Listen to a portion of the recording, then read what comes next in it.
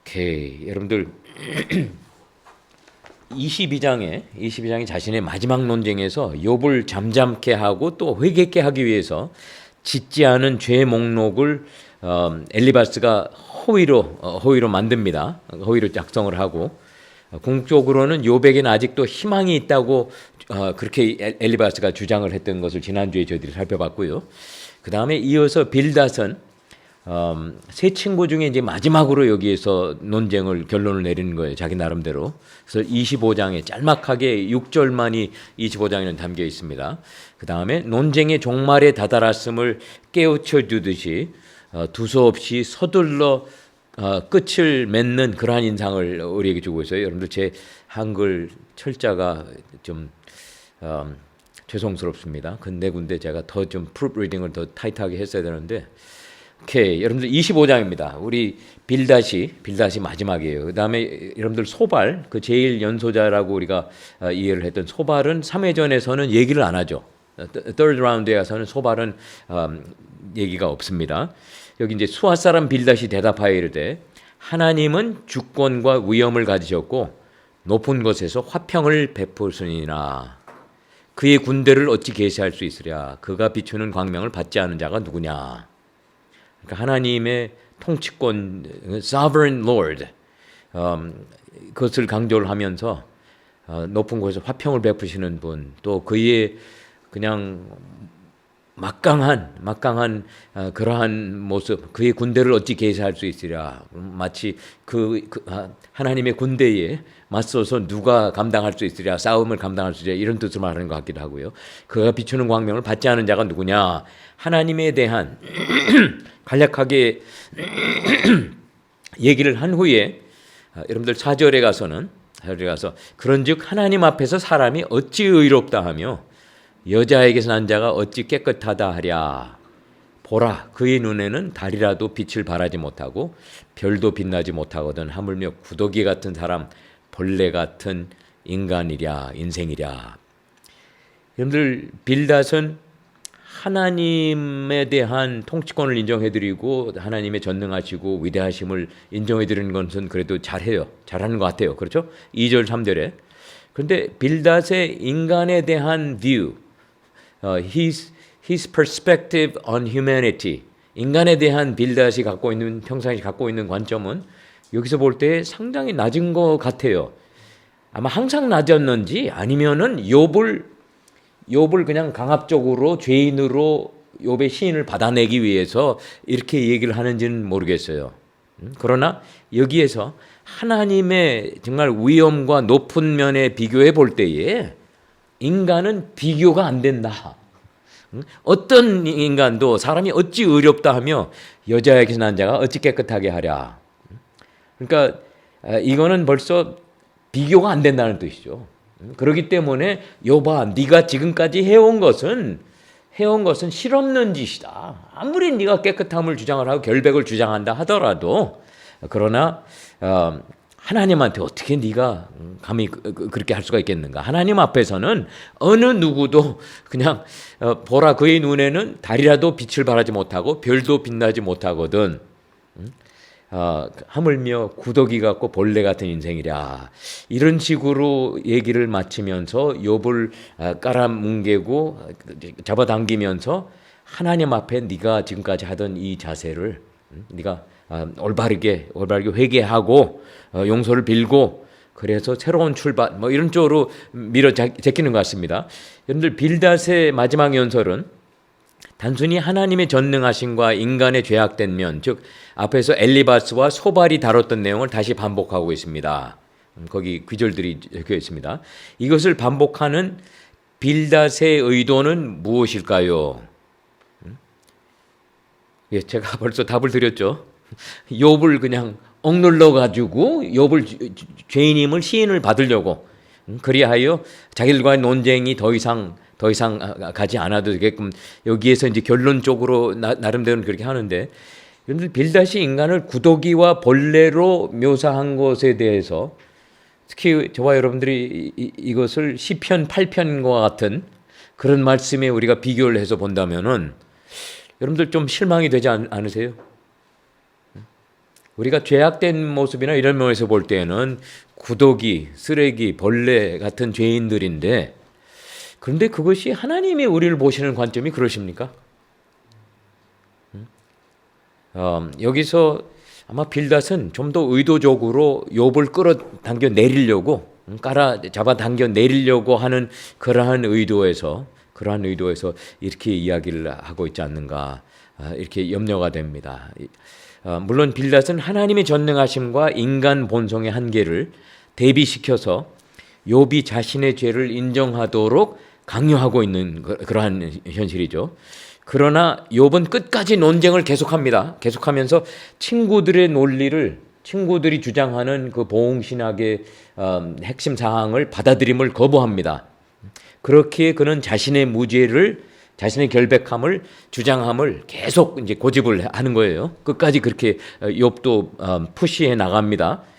여러분들 여기에서 저희들이 한 가지 주의해야 할 것은 하나님이 전능하시다는 사실 하나만으로 욥을 죄인으로 만들 수 없는 것임을 욥은 계속해서 확신하고 있는 것 같아요. 그렇죠? 아무리 하나님이 전지전능하시다 하더라도 그러기 때문에 우리 인간들은 모조리 다 악한 죄인들이다. 그래야 하나님의 심판을 받기에 받기에 합당한 그러한 인간들이라. 하나님의 전능하심 하나만을 주장을 하면서 욥을 죄인으로 만들어 보려고 하는 욥의 친구들, 욥이 그것을 받아들이지 못합니다. 받아들이지 않습니다. 단호하게. 오케이, 26장으로 들어가 보십시다. 욥이 대답하여 이르되 내가 힘없는 자를 참 잘도 도와주는구나. 기력 없는 팔을 참 잘도 구원하여 주는구나. 지혜 없는 자를 참 잘도 가르치는구나. 큰 지식을 참 잘도 자랑하는구나. 여러분 여기에서 욥이 물론 말하는 것은 이거는 그냥 비난조로 얘기를 하는 거죠. 정말로 잘하는 그러한 뜻이 아니라 그 상반된 내용. 그러니까 여러분들 지난 전전주에 기려한 목사님이 하신 말씀이 너무나 정확하게 맞는 것 같아요. Job lost everything. 욥이 모든 것을 잃었는데 그러나 그 자신은 잃어버리지 않았어요. He has not lost himself, even though he lost everything.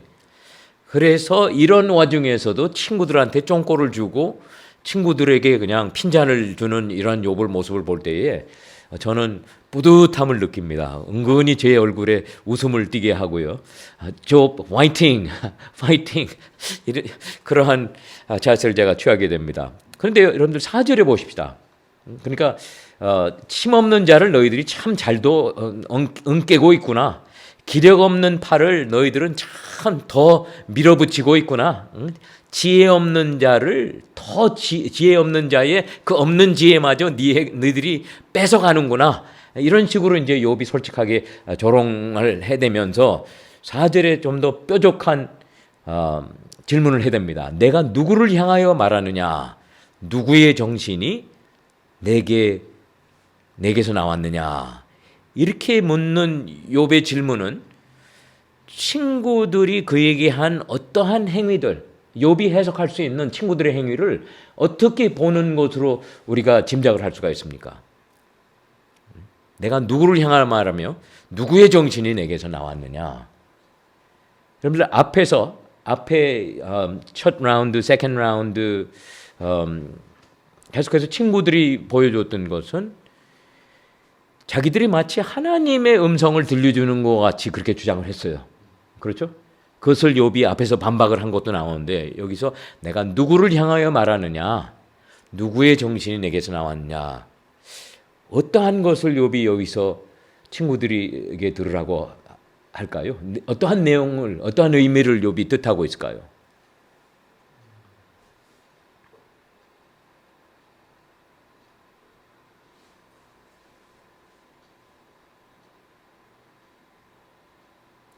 여러분들 누구를 향하여 말하느냐는 히브리어에서의 그것이 그냥 직역해서 우리가 트랜스할 수가 있고요. 그다음에 두 번째 누구의 정신이 내게서 나왔느냐 이것은 저희들이 according to whose spirit are you speaking? 누구의 정신에 의해서 누구의 기운을 받아가지고 너희들을 말을 하느냐? 그러니까 욥이 여기에서 의도하는 것은 다시금 친구들을 반박하면서 친구들을 디나운스하면서 너희들이 나에게 하나님의 음성을 들려주는 것 같이 하나님의 권위 있게 하나님을 내세워서 나한테 얘기를 하면서 내가 너희들의 말을 들으라고 하는데 우습기 짝이었구나 친구들아. 이것을 내가 어떻게 하나님의 영이 하시는 말씀으로 내가 이걸 들을 수 있겠느냐. 욥은 단호하게 또 그것을 거절하는 모습이 여기에서 기록이 되어 있는 것 같아요. 26장 5절부터 내려가 보십시다. 죽은 자의 영들이 물밑에서 떨며 물에서 사는 것들도 그러하도다. 하나님 앞에서는 스올도 벗은 몸으로 드러나며 멸망도 가림이 없음이라. 그는 북쪽을 허공에 펴시며 땅을 아무것도 없는 곳에 매다시며 물을 빽빽한 구름에 싸시나 그 밑에 구름이 찢어지지 아니하니라. 여기서 다시 욥도 하나님의 전지전능하신 모습을 여기서 다시금 나름대로 이제 회상을 하는 거예요. 그는 보름달을 가리시고 자기의 구름을 그 위에 펴시며 9절 10절입니다. 수면의 경계를 그으시니 빛과 어둠이 함께 끝나는 곳이니라. 그가 꾸짖으신 즉 하늘 기둥이 흔들리며 놀라느라. 그의 능력으로 바다를 잔잔하게 하시며 지혜로 라합을 깨뜨리시며 그의 입김으로 하늘을 맑게 하시고 손으로 날렵한 뱀을 무찌르시나니. 보라, 이런 것들은 그의 행사의 단편일 뿐이요. 그러니까 하나님께서 하시는 행위의 한 단면에 불과하다고 욥이 그렇게 인정을 합니다. 우리가 그에게서 들은 것도 속삭이는 소리일 뿐이니 그의 큰 능력의 우레소리를 누가 능히 헤아리랴. 여러분들 여기서 어떻게 보면은 욥도 앞부분에서 친구가 빌닷이 그렇게 얘기를 했죠. 하나님의 주권과 위엄을 가지셨고 높은 곳에 화평을 베푸시라. 그의 군대를 어찌 개수할 수 있으라. 그가 베푸는 광명을 받지 않은 자가 누구냐. 이렇게 25장 2절 3절에서 한 이야기에 욥이 마치 동조하는 뜻으로 이렇게 얘기를 하는 것 같아요. 하나님이 그렇게 행하시는 것은 그냥 당신의 한 단면뿐이지 이보다 더 전지전능하시고 위대하신 분이시다. 이러한 것들은 그의 행사의 단편일 뿐으로 한 단면일 뿐이고 다가 아니라 이거죠. 우리가 그에게서 들은 것도 속삭이는 소리일 뿐이니 그 능력의 우레소리를 누가 능히 헤아리라. 어떻게 보면 욥도 여기에서 친구들이 외치는 이러한 것에 대한 동조를 하는 것 같은 이러한 자기의 자세의 변환이나 무드의 변환으로도 우리가 볼 수가 있을 것 같은데요. 여기 두 번째 질문 보십시다. 26장 5절부터 14절은 하나님의 전능하심에 대한 찬송으로 들려집니다. 욥이 이전에 하나님의 무관심이라는 주제를 강조한 것을 고려할 때 욥의 이러한 갑작스러운 무드의 변화를 어떻게 설명할 수 있을까요?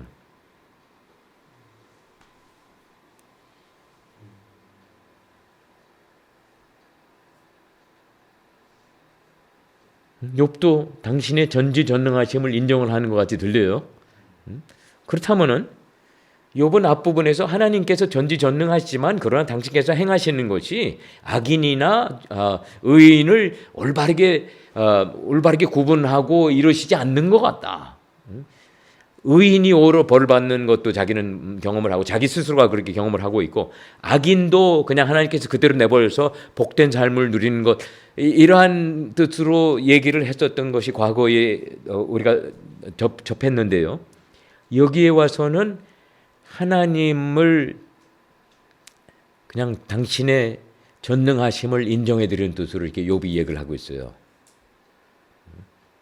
그런 것을 감안하면서 다시금 욥기 주석가들 중에는 지난주에 제가 말씀드렸죠. H.H. 로울리, 영국의 유명했던 20세기 중반 구약학자였는데 이분은 계속해서 여기에 나오는 이 욥의 이야기가 필경 빌닷의 이야기에 연결이 되어야 된다. 이렇게 자기 멋대로 그냥 그래서 여러분들 제가 지난주에 말씀드렸듯이 저는 그러한 것은 제가 본인 스스로의 스크립처럴 뷰에 대해 그런 관점에서 저는 그냥 인간이 우리가 받은 정경에 이해가 된다 안 된다의 기준을 두고서 이 부분은 욥이 얘기한 것이 아니라 빌닷의 이야기가 너무나 짧게 끝났기 때문에 더 계속해서 그렇게 나오는 것으로 이렇게 바꾸고 하는 것은 저는 여러분들에게 권면치 않습니다. 권할 필요도 없고 단지 저희들이 해야 할 것은 욥이 앞에서는 이렇게 하나님께서 무관심이라는 주제를 강조를 했었는데 전지전능하심을 욥도 인정을 했지만 그러나 의인과 악인에 대해서 그냥 항상 철저하게 이렇게 관심을 베푸시는 것 같지는 않다 이렇게 얘기를 했었는데 여기에 와서 이렇게 갑작스러운 무드의 변화 등등 여러분들 이것을 우리가 어떻게 이것이 욥의 입에서 나온 것으로 인정을 하면서 이것을 이해를 해볼 수가 있을까요? 저는 좀 이거 읽으면서 그 생각이 들었는데 제가 사춘기 때 이제 뭐 친구들 만나면은 저희 아빠 욕을 엄청 했었거든요. 저희 아빠랑 또 싸우고 막 진짜 짜증난다고 그냥 집 나가버리고 싶다고 막 하면서 아빠 욕하고 이랬었는데 정작 그렇다고 누군가가 제 아빠를 욕하거나 좀 잘못 말하거나 하면 우리 아빠 그런 사람 아닌데 그러니까 제가 사람들한테는 친구들한테는 저희 아빠를 나쁘게 말하면서 아빠 왜 그것도 모르고 막 그렇게 말하는지 모르겠다 왜 저러는지 모르겠다 하면서도 누군가가 아빠를 잘못 말하거나 저와 아빠 사이를 실제로 오해해버려서 좀 기분이 상하면은 제가 그래도 아빠 쉴드를 다시 치는 거죠. 아니 우리 아빠 그런 사람 아닌데 그냥 그거는 내가 그냥 잘못해서 그런 거지 뭐 그럴 수도 있는 거지. 그러니까 약간 이런 느낌도 좀 들었어요. 그런 느낌에서 우리 아빠는 사실은 이런 분이시다. 하나님은 사실은 이런 분이시다는 고백. 오케이, 그것도 그럴듯하게 들려집니다. 저도 최근에 전전주에 우리 하늘이하고 조금 갈등이 있었어요. 의견이 안 맞는데 그런데 하늘이가 나중에 저한테 무슨 얘기를 하는 똑같은 얘기를 해요. 근데 그거를 자기는 아빠의 이런 것을 자기 친구에게 이렇게 얘기를 했는데 만약에 자기 친구가 그것을 동조를 했더라면은 자기가 더 화가 났으리라고 저한테 고백을 해요. 그래서 제가 우스워가지고 그럴 수가 있겠구나. 정말 아버지 흉을 보지만 그러나 남이 아버지의 흉을 보는 것 자체는 용납하지 못한 전사님 정말 그럴듯하게 들려집니다. 또 다른 분들은? 저도 남편을 이렇게 애가 있는데 어떨 땐 정신이 조금 없어가지고 이렇게 남편한테 막 짜증을 내거든요. 그럼 은혜가 옆에 와서 저를 도와서 아빠한테 같이 막 짜증을 내면은 제가 은혜 보고 딱 그래요. 나는 아빠한테 짜증 내도 되지만 네가 아빠한테 짜증 내는 거는 엄마가 굉장히 불쾌해. 너는 안 그랬습니다. 오케이. 예, 좋습니다. 예, 그럴듯해요. 아멘. 정말로 이거는 현실적인 면을 우리가 여러분들도 좋은 커멘테이터들이십니다. 내로남불. 예. anyway, 또 다른 분들은요. 어떻게 우리가 이것을 이해를 할 수가 있을까요?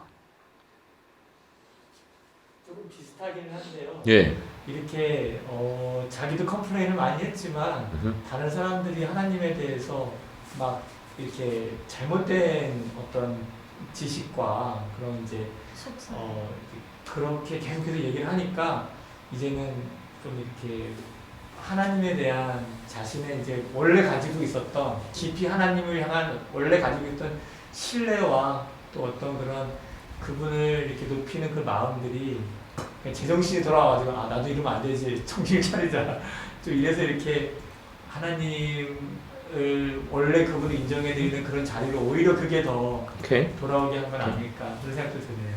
정 목사님, 저도 그런 쪽으로 제가 해석을 하고 있어요. 욥이 여기에서 그냥 하나님 당신은 이러신 분이십니다. 이러신 분이심을 제가 압니다. 근데 왜 답답하게 그렇지 않으십니까? 이에 합당한 모습을 저에게는 안 보여주십니까? 아마 이러한 뜻으로 그 내용은 들어가 있지는 않죠. 그렇죠? 이러한 분이시면서 왜 나에게 이러한 모습을 보여주고 당신의 모습에 합당한 모습을 나한테 보여주고 있지 않으십니까? 그렇게 우리가 이해를 한다면은 굳이 욥의 입에서 나온 이야기를 뜯어다가 이것을 빌닷의 입에다 집어넣든지 아니면 소발의 소발의 missing speech라고 이렇게 보는 주석가들도 있어요. 그래서 그러한 것보다는 훨씬 더 우리가 그럴듯하면서 또 그 scriptural integrity를 우리가 존중하는 이러한 자세를 계속 유지할 수 있지 않을까 나름대로 생각을 해봅니다. 27장으로 계속 들어가 보십시다. 욥이 또 풍자하여 이르되 나의 정당함을 물리치신 하나님, 나의 영혼을 괴롭게 하신 전능자의 사심을 두고 맹세하노니. 여러분들 여기서 욥이 맹세를 해요. 맹세를 하는데 누구를 두고서 맹세를 하는 거예요? 하나님, living God, 하나님의 삶을 두고 맹세를 하노니 나의 호흡이 아직 내 속에 완전히 있고 내 하나님의 숨결이 아직도 내 코에 있느니라. 결코 내 입술이 불의를 말하지 아니하며 내 혀가 거짓을 말하지 아니하리라. 여러분들 여기서 욥이 맹세하는 내용이 뭐예요? 하나님 앞에 하나님의 삶을, 사심을, 살아계심을 두고서 하는 맹서. 그러니까 이거는 적당히 섣불리 하는 맹서가 아니죠. 그렇죠? 욥의 관점에서 볼 때는 자기의 모든 것을 걸어서 여러분들 이거 하나만은 의심하지 않아도 되는 것이 그렇게 정도가 높게 해가지고 맹세하는 것이 결코 내 입술이 불의를 말하지 아니하며 내 혀가 거짓을 말하지 아니하니라. 여러분들 이것을 앞에서 욥이 13장 7절에 잠깐 가보십시다. 너희는 하나님을 위하여 불의를 말하려느냐, 그를 위하여 속임을 말하려느냐. 욥이 친구들이 하는 말을 들으면서 이렇게 친구들에게 비난을 해준 것을 우리가 봅니다. 너희가 하나님을 위하여 불의를 말하려느냐, 그를 위하여 거짓말을 말하려느냐. 이렇게 말한 것도 있고, 그 다음에 여러분들 또 맨 마지막 이제 결론으로 들어가서 42장 7절하고 8절에 나의 종 욥과 같지 않게 너희들은 나에 대해서 합당하게 올바르게 말하지 아니하였다. 근데 그 두 가지의 귀절들을 우리가 비교를 해서 볼 때예요. 아마 저희들이 여기에서 감을 잡을 수 있는 것은 필경 하나님께서 욥이 정말로 자기의 사실을 타협하지 않고 자기의 진실을 솔직하게 있는 그대로 as is를 truthfully 진실되게 말한 것을 인정을 해주시면서 그의 팔을 이렇게 들어주시지 않았는가 제 나름대로 생각이 되는데요. 그렇게 욥이 다시금 맹세를 하기까지 하면서 나는 결코 너희를 옳다 하지 아니하겠고 5절입니다. 내가 죽기 전에는 나의 온전함을 버리지 아니할 것이다.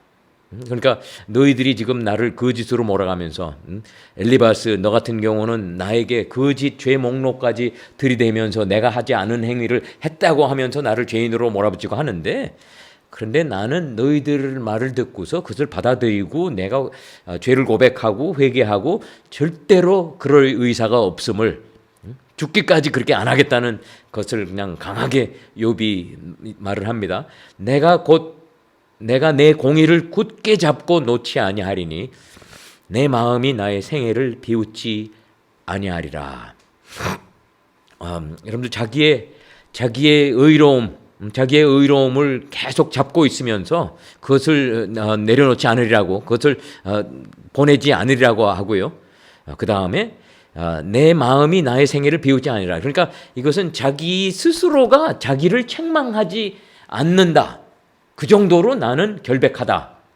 이것을 욥이 이 부분에서 주장을 하면서 27장을 시작을 합니다. 27장 17절도 들어가 보겠습니다. 나의 원수는 악인같이 되고 일어나 나를 치는 자는 불의한 자같이 되기를 원하노라. 불경건한 자가 이익을 얻었으나 하나님이 그의 영혼을 거둘 때는 무슨 희망이 있으랴. 환난이 그에게 닥칠 때에 하나님이 어찌 그의 부르짖음을 들으시랴. 그가 어찌 전능자를 기뻐하겠느냐. 항상 하나님께 부르짖겠느냐. 여러분들 여기 이 부분에서 욥이 다시 이전 주장으로 돌아갑니다. 전능자의 사심을 두고서 맹세하는 욥의 진실됨. 여러분들 어떠한 결심을 나타내고 있습니까? 욥이 얘기하는 것은 욥의 관점에서 볼 때는 거짓이 결핍된 것임을 강하게 주장을 하고 있고요. 그 다음에 27장 11절도 들어가 보십시다. 하나님의 솜씨를 내가 너희에게 가르칠 것이요 전능자에게 있는 것을 내가 숨기지 아니하리라. 너희가 다 이것을 보았거늘 어찌하여 그토록 무익한 사람이 되었는고 악인이 하나님께 얻은 분깃 포악한 자가 전능자에게서 받은 산업은 이것이라. 그의 자손은 번성하여도 칼을 위하며 그의 후손은 음식물로 배부르지 못할 것이며 그 남은 자들은 죽음의 병이 돌 때에 묻히리니 그들의 과부들조차 울지 못할 것이며 울지 않을 것이며. 이것은 여러분들 울지 않는다 하는 것은 과부들이 자기 남편을 보내놓고서 슬퍼하지도 않는다 이거예요. 그들이 악인이었기 때문에. 그가 비록 은을 티끌같이 쌓고 의복을 진흙같이 준비할지라도 그가 준비한 것을 의인이 입을 것이요 그의 은은 죄 없는 자가 차지할 것이며 그가 지은 집은 좀의 집 같고 파수꾼의 초막 같을 것이며 부자로 누우려니와 다시는 그렇지 못할 것이요 눈을 뜬즉 아무것도 없으리라. 두려움이 물같이 그에게 닥칠 것이요 폭풍이 밤에 그를 앗아갈 것이며 동풍이 그를 들어올리리니 그는 사라질 것이며 그의 처소에서 그를 몰아내리라. 여러분들 이 부분은 어떻게 보면 욥에게 일어난 그러한 것을 설명을 하는 것 같아요. 그런데 물론 여기에서의 그 주제는 악인입니다. 악인들에게 일어나는 악인들의 결론, 그것을 욥의 입에서 다시금 서머리 스테이트먼트가 여기서 나오고 있는데요. 하나님은 그를 아끼지 아니하시고 던져버릴 것이니 그의 손에서 도망치려고 힘쓰리라.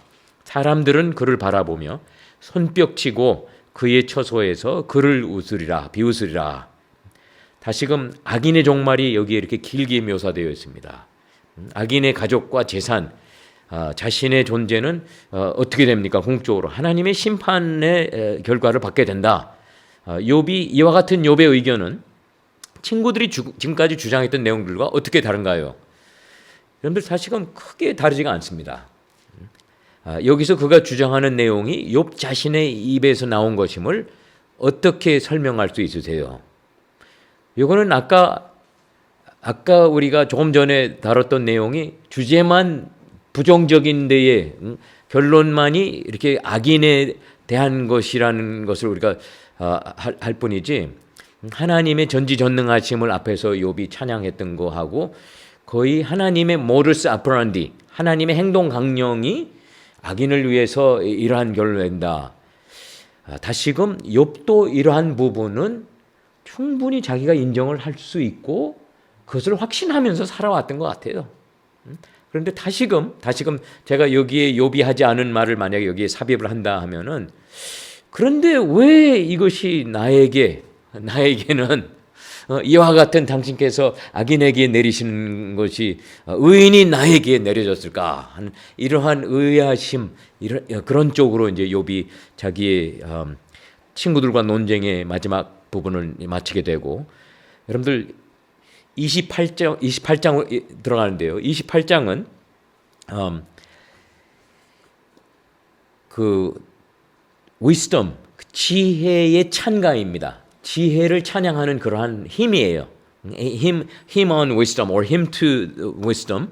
그래서 여러분들 지금까지 뜨겁게 전개됐던 욥과 친구들과의 논쟁에 비해서 28장은 오직 하나님께만 속한 지혜를 찾고 이해하려는 인간의 노력에 대한 평이 앞에 있는 장들과는 대조적으로 차분하고 냉정하게 주어지는 것 같습니다.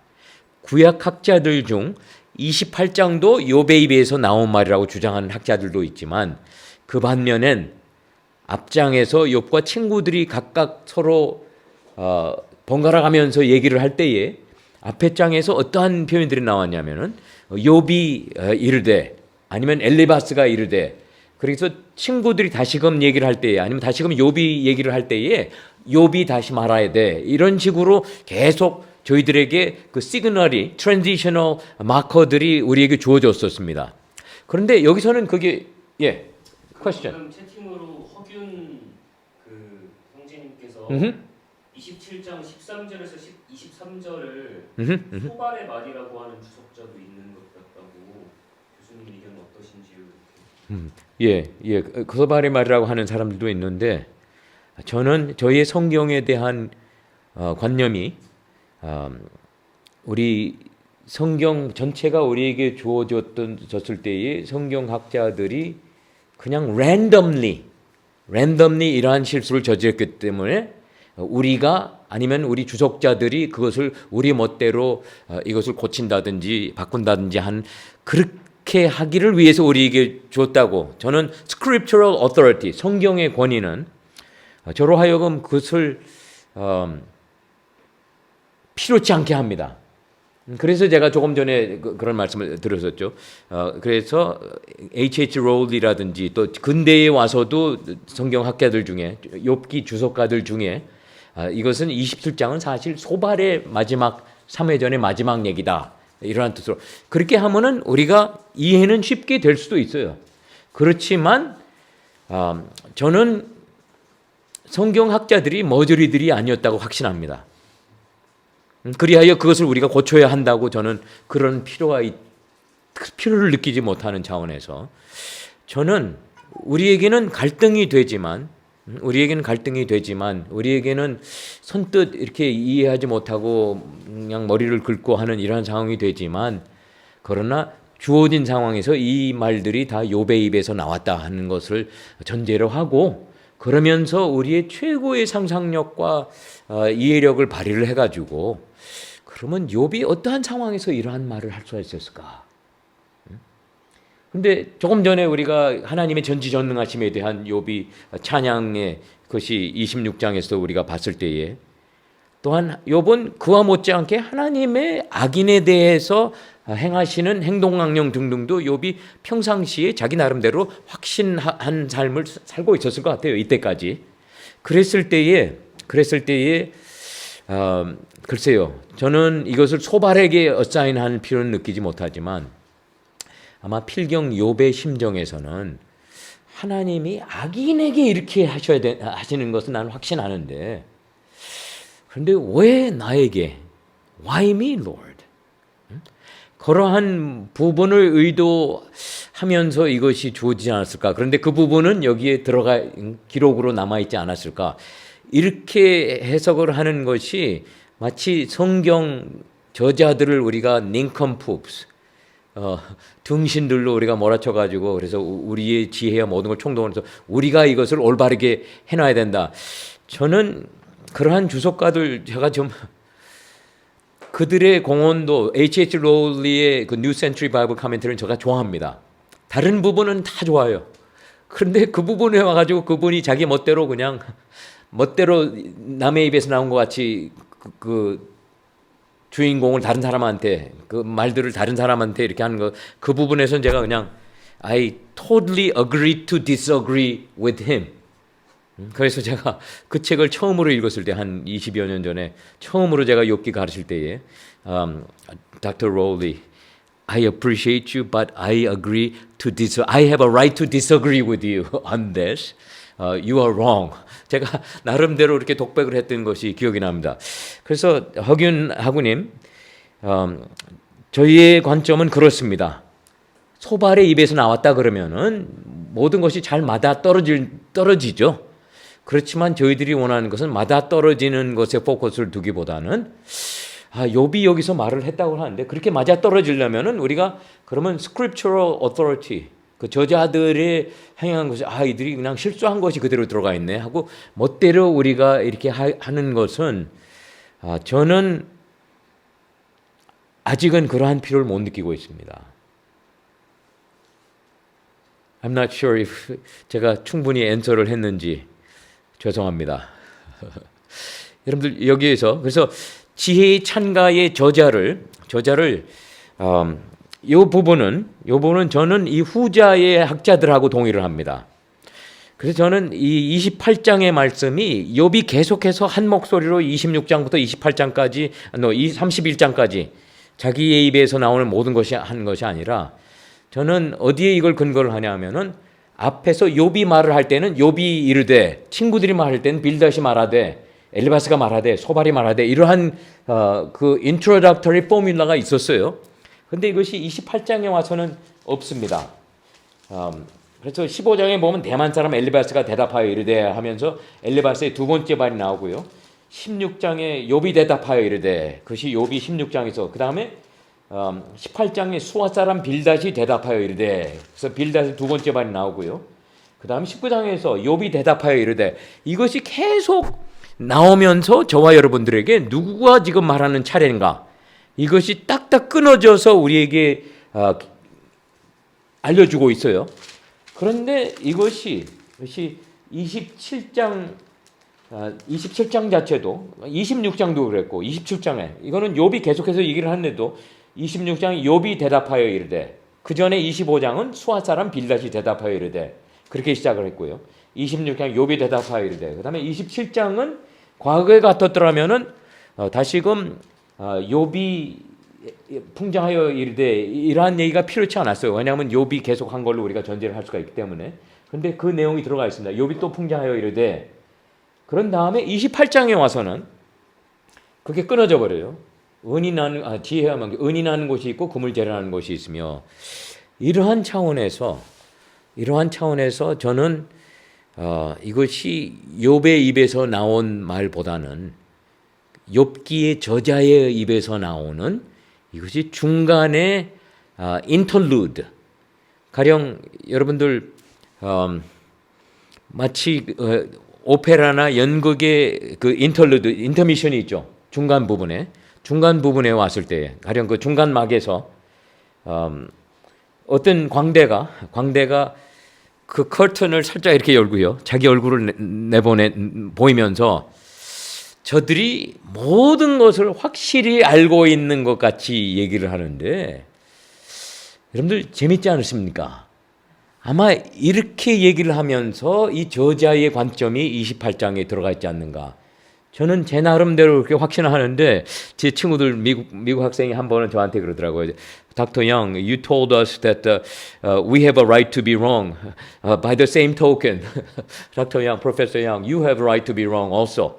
그래서 자기는 이것이 욥의 입에서 나온 걸로 자기가 계속해서 받아들이겠다고 그래가지고 그때 서로 웃으면서 야, you have a right to be wrong. You have a right to be. 그러면서 okay, let's agree to disagree with each other.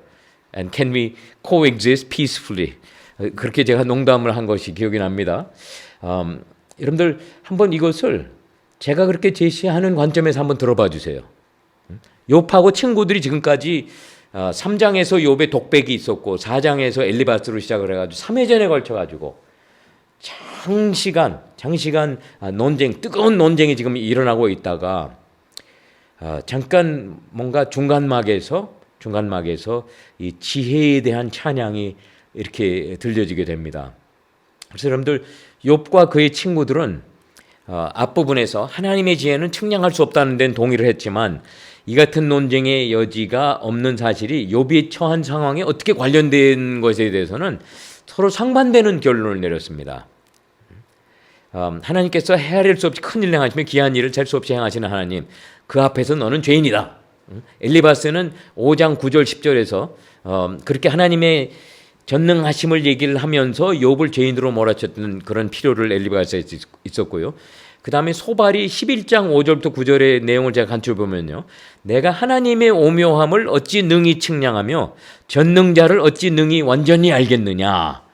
하늘보다 높으시니 내가 무엇하겠으며 수월보다 깊으시니 그의 전능하심은 그의 지혜는 하늘보다 높으시고 내가 무엇을 하겠으며 수월보다 깊으시니 내가 어찌 알겠느냐. 그의 크심은 땅보다 길고 바다보다 넓으니라. 이러면서 소발이 다시금 욥에게 너의 죄인임을 인정을 하라 이런 쪽으로 얘기를 하고요. 그 다음에 욥은 9장 4절부터 10절까지 여기에 하나님의 지혜와 전능하심에 대해서 욥의 평가는 친구들보다 훨씬 부정적인 차원에서 내려집니다. 어떠한 면이 부정적이냐 하면은 하나님의 전지전능하심이 원칙 없이 그냥 멋대로 작동을 한다. 어떨 때는 작동치 않는다. 그래서 어떨 때는 악인이 그냥 잘 먹고 잘 살고 그러는데 아무렇지 않게 놔두시고 어떨 때는 지금 자기와 같이 의인에게 마치 악인의 심판을 하신 것 같이 내리시는 이러한 하나님의 지혜와 크신 일들에 대한 좀 sarcastic한 비소를 좀 더한 이러한 내용의 결론들을 했던 것이 우리가 기억을 할 수가 있습니다. 여기에서 여러분들 wisdom, 지혜의 찬가를 한번 같이 들어보십시다. 28장, 이거는 세 파트로 나눠집니다. 첫 부분은 1절부터 12절까지 지혜는 우리가 캘 수가 없다. 지혜는 뭐 어느 인간이 어느 광물, 귀, 금속 등등이 땅 속에 묻혀 있는 거는 기어코 찾아가서 그것을 끄집어내지만 하나님의 지혜는 인간의 능력으로 찾아낼 수 있는 것이 아니다. 그 다음에 두 번째 파트는 wisdom은 지혜는 또한 살 수 있는 소유물이 아니다. 사고 팔고 하는 소유물이 아니다.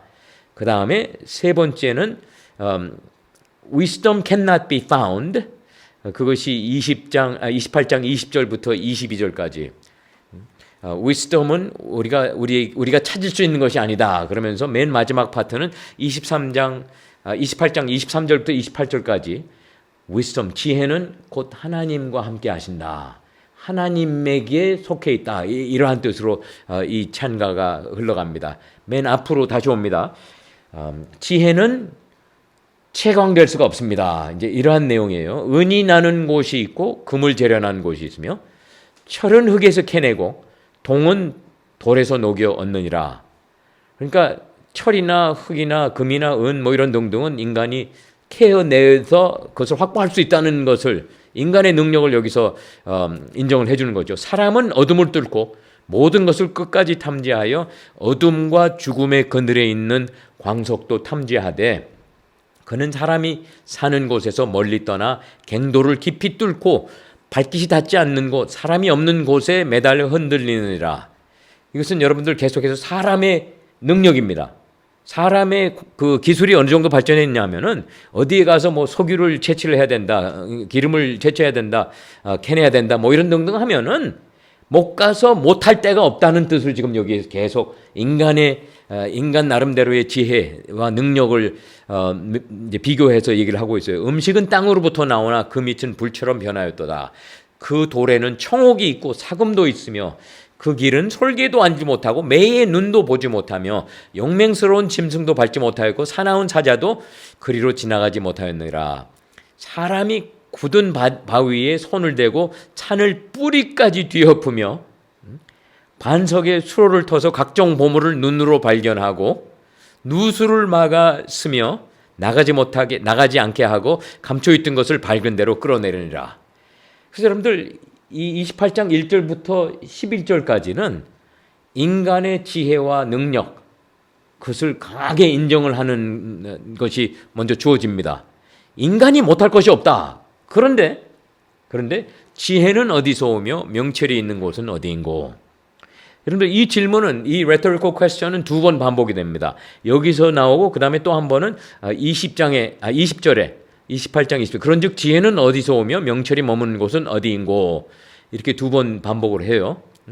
그래서 인간이 자기의 능력과 지혜를 총동원 해가지고 값진 어떠한 광물이나 이런 것을 다 찾아 챙겨내지만, 챙겨서 자기의 소유를 할 수가 있지만, 그러나 지혜만큼은 인간이 그렇게 섣불리 찾을 수 있는 것이 아니다. 이러한 뜻이 1절부터 나와 있고요.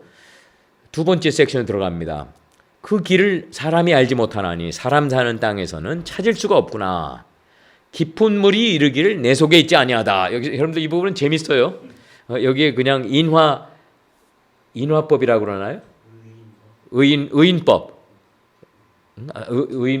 인화법 뭐 이런 식으로 personification. 그래서 자연 속에 있는 이런 파트들이 깊은 물이 이르기를 내 속에 있지 아니하다. 바다가 이르기를 나와 함께 아니하다. 서로 모른다고 이렇게 얘기를 하는 거예요. 순금으로도 바꿀 수 없고 지혜는 은을 달아도 그 값을 당하지 못하리니 오빌이라는 것이 아마 좋은 질의 금이 나왔던 것 같습니다. 오빌의 금이나 귀한 청옥수나 남보석으로도 아주 값진 보석들인 것 같아요. 그 값을 당하지 못하겠고 황금이나 수정이라도 비교할 수 없고 정작 장식품으로도 바꿀 수 없으며 진주와 벽옥으로도 비길 수 없나니 지혜의 값은 산호보다 더 귀하구나. 구스의 황옥으로도 비교할 수 없고 순금으로도 그 값을 헤아리지 못하리라. 즉 지혜는 인간의 얼마나 큰 값진 재물을 주고도 인간이 구입할 수 없는 이러한 것임을 저자는 얘기를 하고 있습니다. 여러분들 2장에서 28장에서 12절과 20절에 제기되는 질문이 무엇입니까? 그런즉 지혜는 어디서 오며 명철이 머무는 곳은 어디인고 이것이 두 번 반복이 돼요. 인간의 기술의 능력은 1절부터 11절이 자세히 설명되어 있고요. 하나님과 인간과 자연에 대한 참된 지혜에 인간의 최고 지능이 어떻게 비교가 됩니까? 여러분들 오히려 인간이 그냥 자연의 피처들보다 더 귀한 것들을 잘 찾아내고 이러한 능력이 있어요. 그렇지만 그럼에도 불구하고 그렇게 지혜롭고 그렇게 능력이 무궁무진한 이러한 인간들도 지혜에 위치하는 장소는 모른다 이거예요. They don't know where wisdom dwells, wisdom lives, wisdom is. 존재하는 장소를 찾지 못하기 때문에 이 지혜는 곧 팔 수도 없고 살 수도 없는 지혜라고 이렇게 저자는 이야기를 하고 있습니다. 세 번째 파트입니다. 그런즉 지혜는 어디서 오며 명철이 머무는 곳은 어디인고 모든 생물의 눈에 숨겨졌고 공중의 새에게 가려졌으며 멸망과 사망도 이르기를 우리가 귀로 그 소문을 들었다 하느니라. 여러분들 여기서 위스덤은 인간의 힘과 능력에 의해서 찾을 수 있는 이러한 것이 아님이 되어 있고요. 그러나 결론이 23절부터 나오게 됩니다. 하나님이 그 길을 아시며 있는 곳을 아시나니 이는 그가 땅끝까지 감찰하시며 온 천하를 살피시며 바람의 무게를 정하시며 물의 분량을 정하시며 비 내리는 법칙을 정하시고 비구름의 길과 우레의 법칙을 만드셨음이라. 그때에 그가 보시고 선포하시며 굳게 세우시며 탐구하셨고 또 사람에게 말씀하셨도다. 보라, 주를 경외함이 지혜요 악을 떠남이 명철이니라. 여러분들 이 지혜의 찬가 이것을 읽으면서 가끔 저희 학생들 중에 이러한 질문을 던지는 학생들이 있습니다. 어떠한 질문이냐면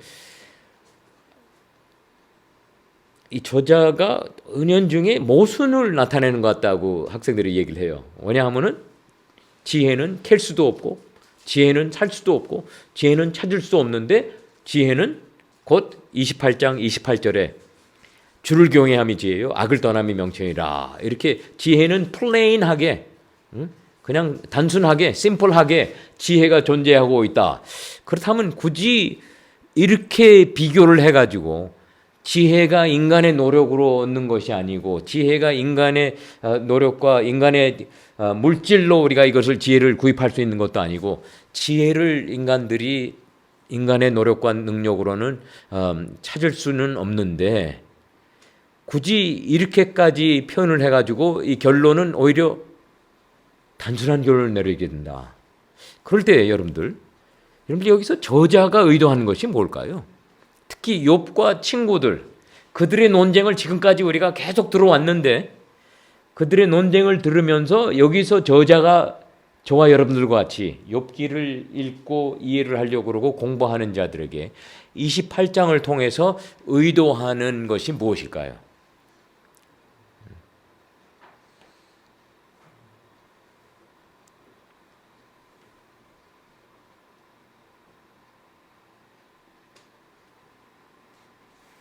여러분들 여기 주를 경외함이 지혜요 악을 떠남이 명철이니라. 이것은 즉각적으로 저와 여러분들이 parallelism, 그 평행법인 것을 우리가 이해를 할 수가 있죠. 그래서 강조를 위해서 경외와 명철, fear of God, fear of the Lord, 그 다음에 departure from evil, 그것이 이제 knowledge. 그러니까 fear and knowledge 이것이 두 개의 비슷한 말을 써가지고 주를 경외함이 지혜요 또한 악을 떠남이 명철이니라. 그러면 곧 여기서 의도되는 것은 지혜와 명철은 다름이 아니라 하나님을 경외하는 것이고 또한 악을 떠난 삶을 추구하는 것이다. 이렇게 우리가 저자의 결론을 이해를 할 수가 있는데요. 그럴 때에 욥기 1장부터 지금 27장까지를 듣고 공부하는 저희들에게 욥기의 저자가 의도하는 메시지가 무엇일까요? 28장을 통해서.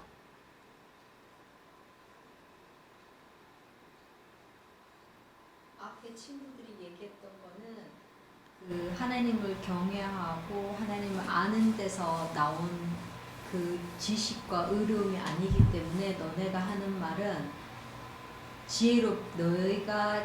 너희의 지혜로 하는 말은 사실은 지혜가 아니고 완전히 하나님 앞에서 받아들여 줄 수 없다라는 것을 그냥 선포하는 거예요. 너희의 지혜는 근원이 다르기 때문에 받아들여 줄 수 없고 하나님 앞에서 이것이 가치 있는 것이 아니고. 그러니까 사모님이 하신 말씀을 다시 이제 제가 나름대로 요약을 한다면은 이렇게도 들릴 수가 있겠네요. 다시금 욥의 친구들이 잘못된 것은 뭐냐면은 하나님을 경외함 이런 등등은 전혀 관심이 없었고 그저 너에게 이러한 일이 일어났기 때문에 너는 악을 떠난 것이 아니라 악을 가까이 하고 악 속에서 네가 살았기 때문에 이렇게 일어났다.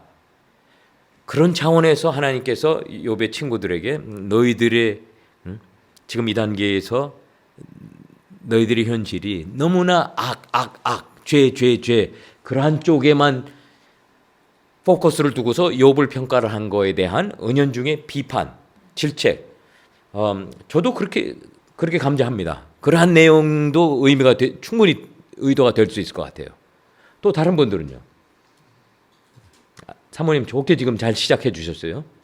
또 다른 분들은 여기에서 다시금 저는 28장이 여기에 그냥 중간막으로 그냥 갭을 필링하기 위해서 한 부분을 이렇게 메꾸기 위해서 28장이 있다고 보지는 않습니다.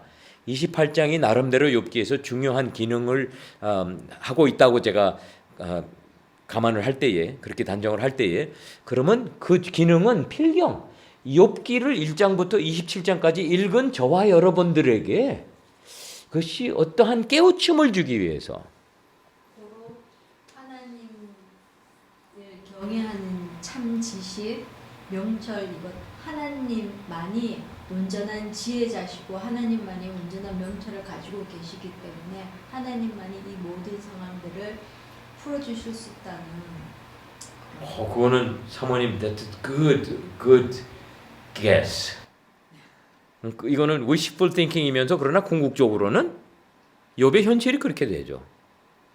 욥의 현실이 이렇게 뭐 세컨드 라운드, third 라운드 가더라도 결론이 결코 나지 않는 것은 이것은 인간의 한계고 하나님께서만이 결론을 지어주셔야 하나님의 지혜와 명철로 결론을 지어주셔야 해결되는 부분인 거를 욥은 생각합니다. 그렇죠.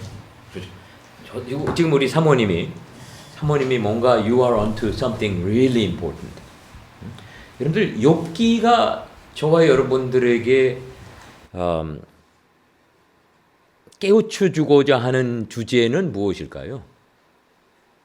욥기가 저와 여러분들에게 깨우쳐 주고자 하는 주제. 하나님과 우리와의 관계에 대해서 욥기가 뭔가 좀 더 깊이 있게 설명을 해주고 그리하여 하나님과 우리와의 관계가 좀 더 깊어지고 좀 더 우리의 삶 속에서 그냥 잘 작동하는 그러한 intimate relationship. 저는 욥기의 존재의 핵심에는 it's about our relationship with God. Our relationship, 우리가 하나님과의 관계가 어떻게 유지가 되고 어떻게 더 깊이 있게 더 들어가게 되고 이러한 등등인데 근데 여러분들 줌에서도 발표하고 싶으신 분 말씀하세요. 죄송합니다. 준 전도사님, 예. 저는 28장 지혜 창가가 말해주려고 하는 거는 지금까지 이제 그 세 명의 친구와 욥과 세 번의 사이클이 지금 끝나고 교수님이 말씀하신 것처럼 이거는 욥기에 더다가 쓴 것이라면 계속 욥은 자기의 인테그리티를 나타내고 있는데 하나님은 나타나 주시지 않잖아요. 그러다가 중간에 간주처럼 생뚱맞게 이 지혜 창가가 중간에 딱 위치하고 있단 말이죠. 그래서 28장을 보면은 지금 교수님이 저희한테 말씀해 주신 것처럼 세 단락으로 나눠져 있는데 첫째는 이제 세상에서 찾을 수 있는 보석들, 방석들, 은이나 금 이런 것들이 사람들은 굉장한 가치를 주기 때문에 집을 떠나서도 위험을 무릅쓰고 나서 그 보석을 가지려고 하지만 지혜는 세상에서 찾을 수가 없다. 그리고 만약에 지혜가 보석보다 방석보다 더 가치 있는 것임을 아는 자들은 어떻게 해서라든지 지혜를 찾으려고 할 것이다. 그런데 여기 그 23절에 보면은 하나님만이 그 지혜의 길을 아시고 지혜 있는 곳을 아시나니, 그러니까 세상에서는 그 지혜를 찾을 수가 없다. 오직 하나님 안에 지혜가 있다. 라고 하면서 28장을 읽어보면 참 저도 좀 아이러니하다고 느껴진 게 뭐냐면, 또 사람에게 말씀하셨다. 보라, 주를 경외함이 지혜요 악을 떠남이 명철이니라. 이게 욥의 삶이었잖아요. 그는 악을 떠난 자고 그렇죠. 하나님을 경외하는 그렇죠. 자라고 그렇게 앞에서 왜 나레이터와 하나님이 직접 세 번 그렇게 토를 세 번 말씀하셨는데, 이게 곧 욥의 삶이었고 욥이었는데, 그럼 지혜의 삶을 산 건데 이런 원인 모르는 이유를 알 수 없는, 까닭을 알 수 없는 이 고통을 당하는 거에 대해서 그것만 하나님만이 그거를 풀 수 있는 그 지혜가 있다라는 거를 암시해 준다고 생각해요. 그러니까 인간 세상 속에서 찾을 수 있는 그런 게 아니라, 우리들은 이해가 되지 않지만 하나님만이 그 안에 왜 이런 일들을 하시는지 그 지혜가 있다 해서 약간 복선처럼 하나님의 등장을 좀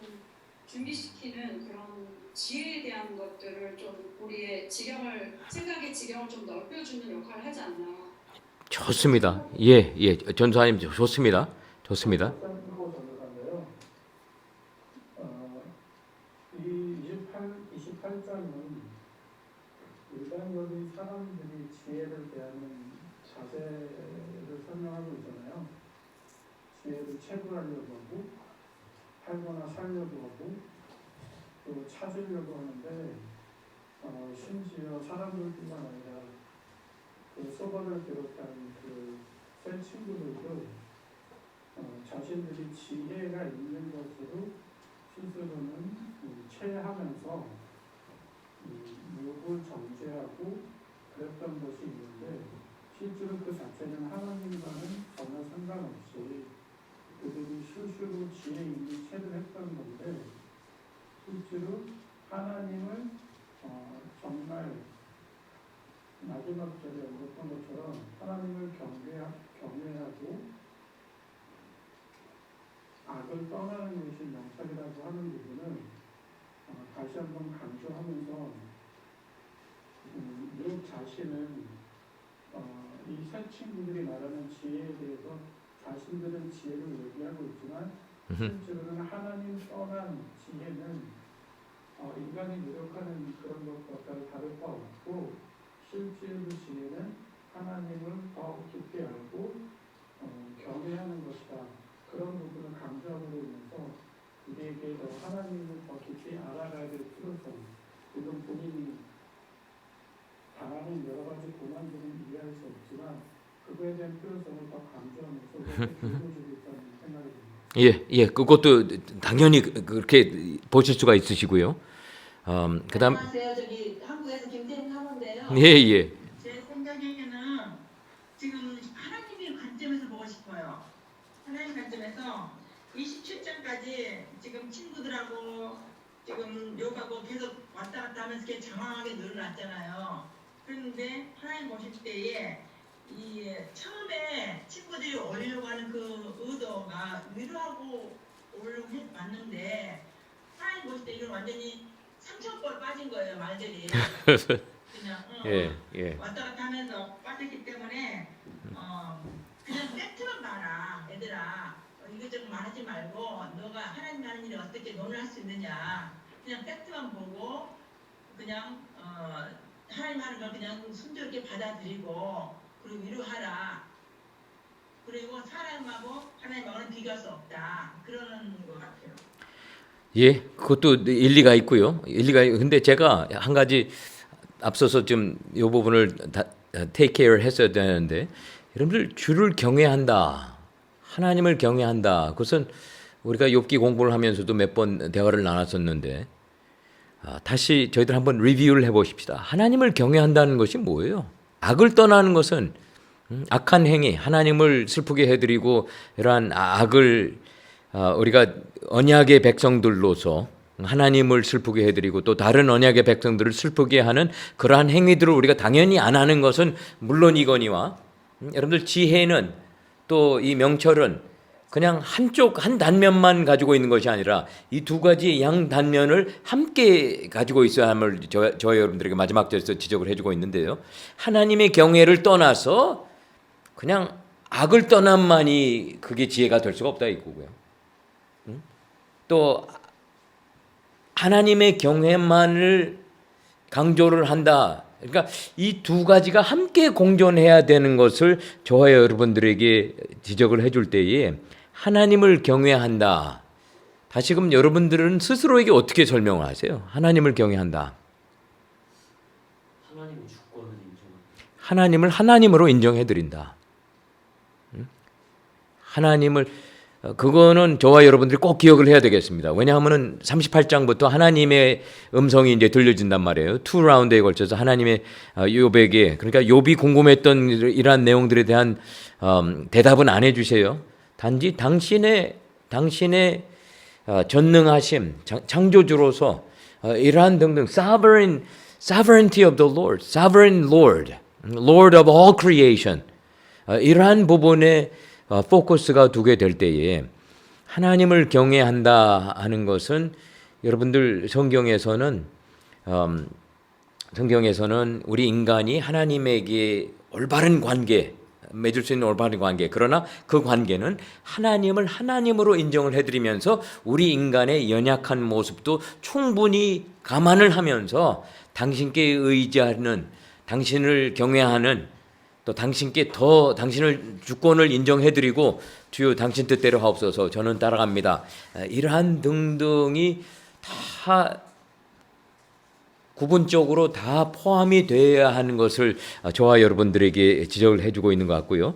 여러분 시간상 오늘 31장까지 저희는 가능하면 하기를 원하는데 제가 잠깐 이렇게 말씀드려보도록 할게요. 지혜는 하나님의 선물로서 인간에게 받게 되기 가능하며 주를 경외함과 연결되어 있습니다.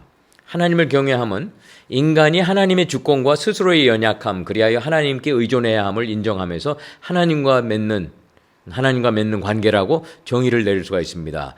첫 장에서 핫사탄이 질문을 다시 언급하면은 여러분들 욥이 까닭없이 하나님을 경외하리까? 그런데 거기에 나왔던 것이 경외가 하나님에 대한 경외가 여기 28장의 28절에 또 나와 있단 말이에요.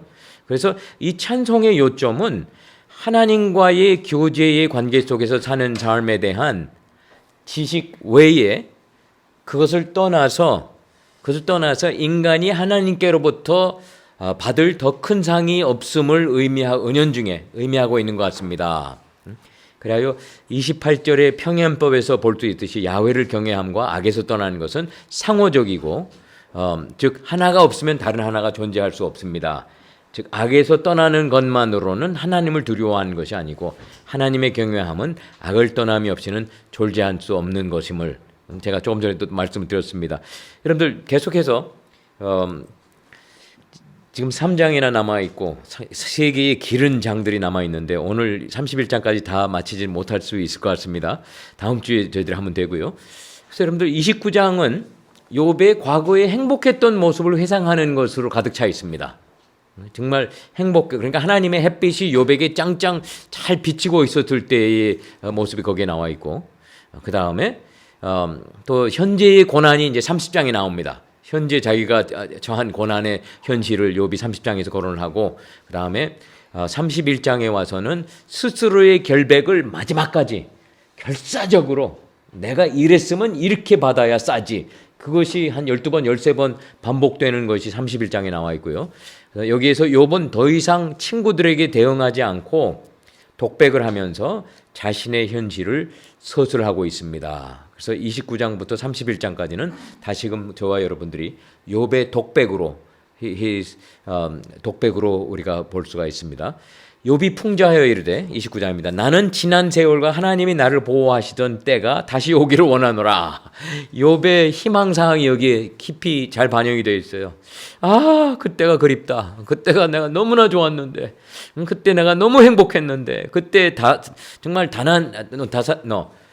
뭐라 그러죠? 행복하게 사는 걸 보고서 그냥 깨를 쏟아가면서 행복한 그러한 욥의 모습을 욥은 그냥 다시 오기를 원한다고 그렇게 결론적으로 먼저 앞서서 내세워 가지고 말을 시작을 합니다. 그때에는 하나님의 등불이 내 머리에 비치었고 내가 당신의 빛을 힘입어 암흑에서도 걸어 다녔느니라. 하나님의 인도하심이 그때는 그대로 존재했어요. 내가 원기왕성하던 날과 같이 지내기를 원하노라. 그때에는 하나님이 내 장막에 기름을 발라주셨다. 여러분들 이것은 아주 리치한 모습입니다. 풍요로운 모습이에요. 그 비싼 기름을 장막에 발라주셨다. 내가 그때에는 전능자가 아직도 나와 함께 계셨으며 나의 젊은이들이 나를 둘러 있었으며 젖으로 내 발자취를 씻으며 바위가 나를 위하여 기름 시내를 쏟아냈으며. 여러분들 여기에 계속 풍요로운 이미지가 계속 사진들이 여기에 계속 주어지고 있어요. 그때에는 내가 나가서 성문에 이르기도 하며 내 자리를 거리에 마련하기도 하였느니라. 그러니까 욥이 이 구약 시대에 룻기에서도 그런 모습이 나죠. 사장에서 여러분들 죄송합니다. 갑자기 히브리 이름들을 덮어다 보니까 룻의 남편 될 사람이 보아스가 성문에 들어가가지고 거기에 장로들을 12명인가를 취하고요. 그러고서 저희가 자리를 앉죠. 아마 그런 내용 인상이 여기 들어가요. 그 존중받는 자기의 모습을 여기서 이제 거론하고 있는 거예요. 나를 보고 젊은이들은 숨으며 노인들은 일어서서 서며 유지들은 말을 삼가고 손으로 입을 가리며 지도자들은 말소리를 낮추었느니 그들의 혀가 입천장에 붙었느니라. 여러분들 욥이 과거를 이렇게 그리워하는 이유가 있네요. 그렇죠? 하나님의 축복만 받았던 것이 아니라 사람들의 존중도 욥이 엄청나게 누렸던 거예요. 이만큼. 귀가 들은즉 나를 축복하고 눈이 본즉 나를 증언하였나니 이는 부르짖는 빈민과 도와줄 자 없는 고아를 내가 건졌음이라. 그러면서 거기에 이유가 있었음을 욥이 회상을 합니다. 그렇죠? 자기가 그 가난하고 불쌍하고 혼자 스스로가 스스로를 도울 수 없는 자들을 편을 들어주고 이는 부르짖는 빈민과 도와줄 수 없는 고아를 내가 건졌음이라. 망하게 된 자도 나를 위하여 복을 빌었으며 과부의 마음이 나를 말미암아 기뻐 노래하였느니라. 자기가 이런저런 그냥 연약한 사람 신경을 써주고 이랬을 때에 사회에서 덕망을 받고 존중을 받고 정말 자기가 동네에 나가면은 나가기만 해도 사람들이 하던 말을 중단을 하고 저 어른 나셨다는 이런 모습을 욥이 지금 회상을 하는 거예요. 14절입니다. 내가 의를 옷으로 삼았으며 나의 정의는 겉옷과 모자 같으니라. 다시금 여기에서도 욥은 자기의 결백을 여기서 계속 강조를 하는 것이죠. 의를 옷으로 삼았다 하는 것은 마치 그냥 이것이 자기가 옷을 항상 입다 마찬가지로 의를 항상 입고 다녔다. 의를 옷과 같이 입고 다니면서 항상 행했다. 이러한 뜻으로 저와 여러분들이 이해를 해야 되고요. 나는 맹인의 눈도 되고 다리 저는 사람의 발도 되고 빈궁한 자의 아버지도 되며 내가 모르는 사람의 송사를 돌보아 주었으며 불의한 자의 턱뼈를 부수고 노익한 물건을 그 이새에서 빼내었느니라.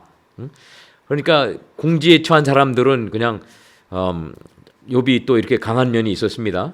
턱뼈를 부수고 노익한 물건을 그 이새에서 빼냈다. 그러면 그것을 삼키어 사라져가는 찰나에 욥이 그냥 구사일생으로 그것을 회복시켜주고 내가 스스로 말하기를 나는 내 보금자리에서 숨을 거두며 나의 날은 모래알같이 많으리라 하였느니라.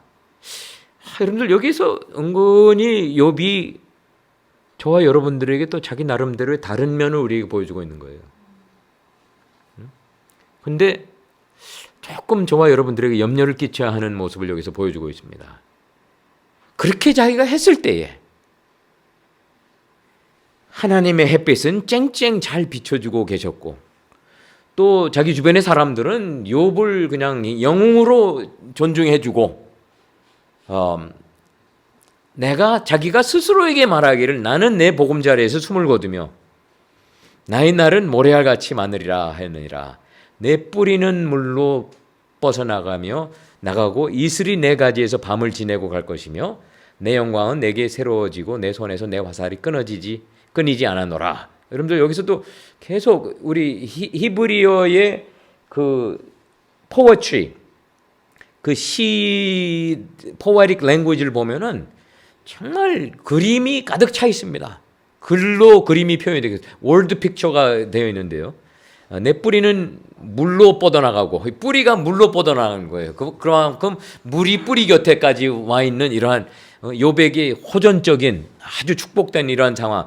이슬이 마치 욥의 재산 그 욥의 땅에 있는 가지들을 찾아와서 그 가지들의 이슬이 그냥 내려지는 것 같이 이렇게 욥이 서술을 하고 있고요. 내 영광은 내게 새로워지고 내 손에서 내 화살이 끊이지 않았노라. 그것은 즉 자기의 능력과 자기의 막강함과 이러한 등등이 근데 여러분들 18절부터 20절까지 왜 양 목사가 은근히 이렇게 염려를 합니까? 욥의 고백 속에서 나오는 어떠한 모습이 양 목사를 염려를 끼칠까요?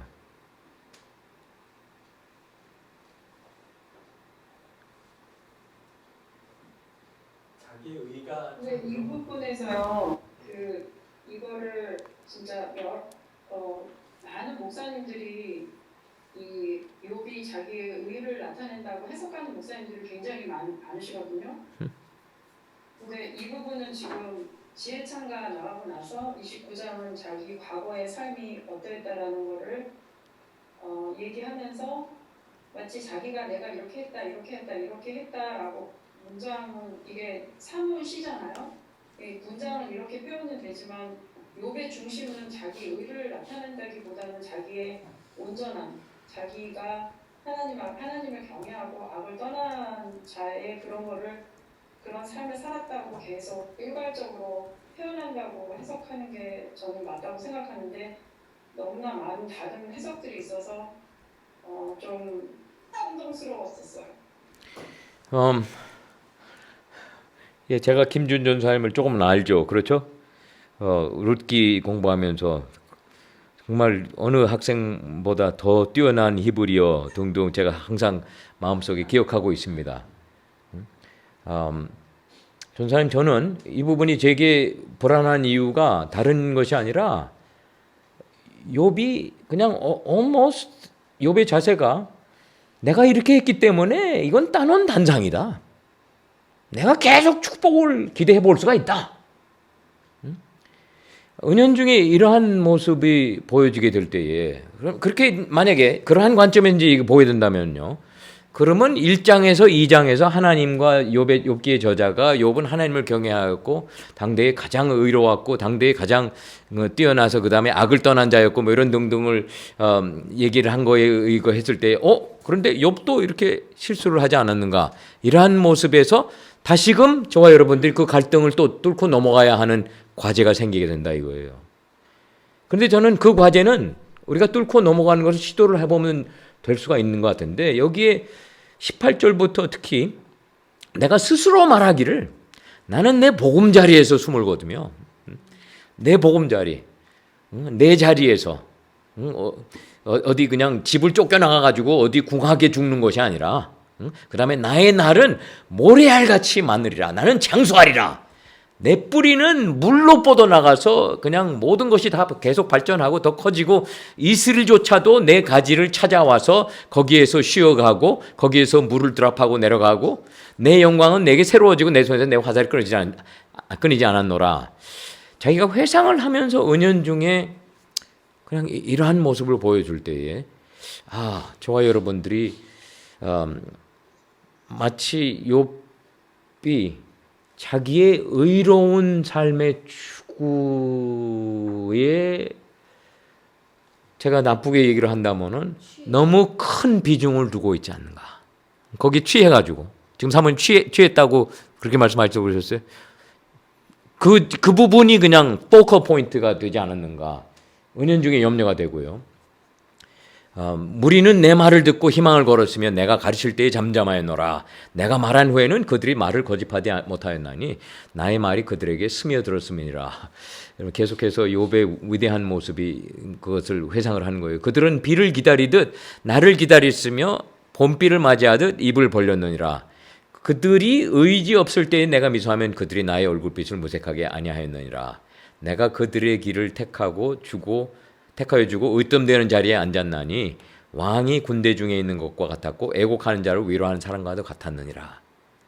그냥 어떻게 보면은 자기의 긍정적인 모습을 회상을 하면서 그랬을 때에 자기가 누렸던 존중, 행복, 하나님의 축복, 사람들의 존중함, 이런 등등 환영, 이런 등등이 이제 쭉 기록이 되어 있는데 이 18절부터 19절까지는 여기는 in some way there's a sense of entitlement.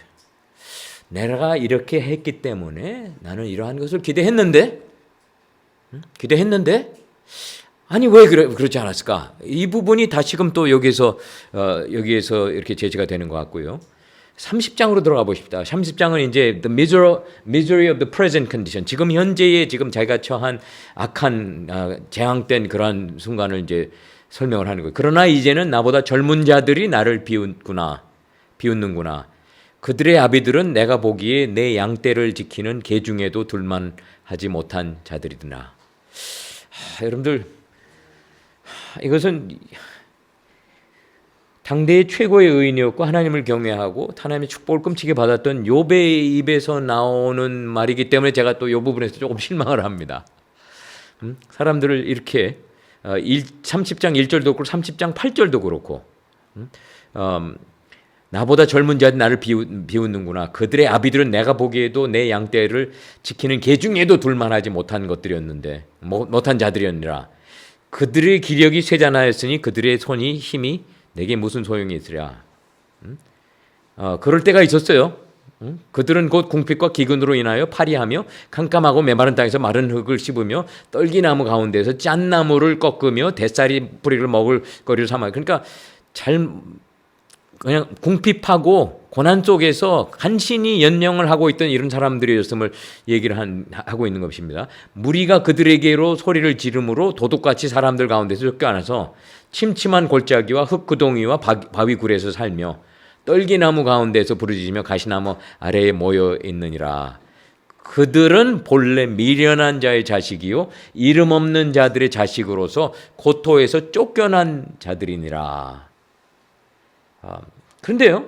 그런데 과거에 그랬던 사람들이 지금은 욥에게 더 큰 재앙을 주는 자들이 돼버렸다 이거예요. 9절부터 봅시다. 이제는 과거의 bunch of nobodies 이런 과거의 그런 사람들이 내가 그들을 선처해 줬던 이런 사람들이 나를 노래로 조롱하며 내가 그들의 놀림거리가 되었으며 그들이 나를 미워하여 멀리하고 서슴치 않고 내 얼굴에 침을 뱉는도다. 근데 그러면서 욥이 그 책임을 어디게 돌립니까? 이는 하나님이 내 활시위를 늘어지게 하시고, 여러분들 활시위가 늘어지면 활을 쏴도 안 나가죠. 나갈 수가 없습니다. 근데 그것을 하나님이 하셨다 이거예요. 나를 곤고하게 하심으로 무리가 내 앞에서 굴레를 벗었음이라. 여러분들 그 굴레를 벗었음은 뭐냐면은 과거에 29장에서는 욥이 마을에 등장만 하더라도 사람들이 깔깔대고 웃고 그러다가 자중하게 되고 조심하고 뭔가 욥에게도 존중을 보이고 자기 스스로를 자중하는 이러한 모습이 이제 완전히 풀어져 버렸다 이거예요. 그것도 다 사라져 버렸는데 그건 당신 하나님이십니다. 죄송합니다. 제가 아무리 하나님을 그건 너라고 한 거는 양 목사 큰 실수였습니다. 죄송합니다. 하나님이 내 활시위를 늘어지게 하시고 나를 곤고하게 하심으로 그랬기 때문에 무리가 내가 그들 앞에 나갔는데도 자기의 굴레를 유지하고 있지 않고 이제 다 풀어 제껴 버렸다 이거예요. 풀어가지고 헤어질 때 그냥 느슨할 대로 느슨해져 버렸다. 이것을 욥이 이제 한탄하고 있는 것이죠. 그들이 내 오른쪽에서 일어나 내 발에 덫을 놓으며 나를 대적하여 길을 내었자며 그들이 내 길을 헐고 내 재앙을 재촉하는데 대도 도울 자가 없구나. 그들은 성을 파괴하고 그 파괴한 가운데로 몰려드는 것 같이 내게로 달려드니 순식간에 공포가 나를 에워싸고 그들이 내 품위를 바람같이 날려버리니 나의 구원은 구름같이 지나가 버렸구나. 여러분들, 욥이 지금의 현재를 이렇게 이해를 하고 있습니다. 이제는 내 생명이 내 속에서 녹으니 환난 날이 나를 사로잡음이라. 밤이 되면 내 뼈가 쑤시니 나의 아픔이 쉬지 아니하는구나. 이 부분은 자기 지금 현재의 모습을 정확하게, 현재의 고통을 정확하게 서술해주고 있는 것으로 들려지고요. 그가 큰 능력으로 나의 옷을 떨쳐버리시며 나의 옷깃처럼 나를 휘어잡으시는구나. 하나님이 나를 진흙 가운데 던지시고 나를 티끌과 재 같게 하셨구나. 근데 욥의 문제는 뭐예요? 내가 주께 부르짖었으나 주께서 대답하지 아니하시오며 내가 섰사오나 주께서 나를 돌아보지 아니하시나이다. 여긴 다시금 욥이, 여기 우리 한글 성경에는 주께라고 이렇게 나와 있는데, 내가 당신께 부르짖었으나, 이 부분을 제가 캐치하지 못해가지고 제가 그냥 주께로 읽었습니다. 내가 당신께 부르짖었으나, 잠깐 제가 확인해 볼게요. 30장 20절부터. 여기에는 영어에는 I cry out to you. I cry out to you. 이렇게 2인칭으로 욥이 하나님에게 직접 대놓고 얘기하는 모습으로 바뀌어집니다. 주께서, 당신께서 돌이켜 내게 잔혹하게 하시고 힘 있는 손으로 나를 대적하시나이다. 나를 바람 위에 들러 불려나게 하시며, 바람 위에 그냥 욥을 들어가지고 딱 놨을 때 욥이 계속 바람에 날려 떠다니는 거예요. 이리 갔다 저리 갔다가 고통을 당하고 있습니다. 내가 아나이다. 당신께서 나를 죽게 하사 모든 생명을 위하여 정한 집으로 돌려보내시리이다. 여러분들, 욥이 여기에서 기대할 수 있는 것은 많지가 않죠. 없죠. 옵션이.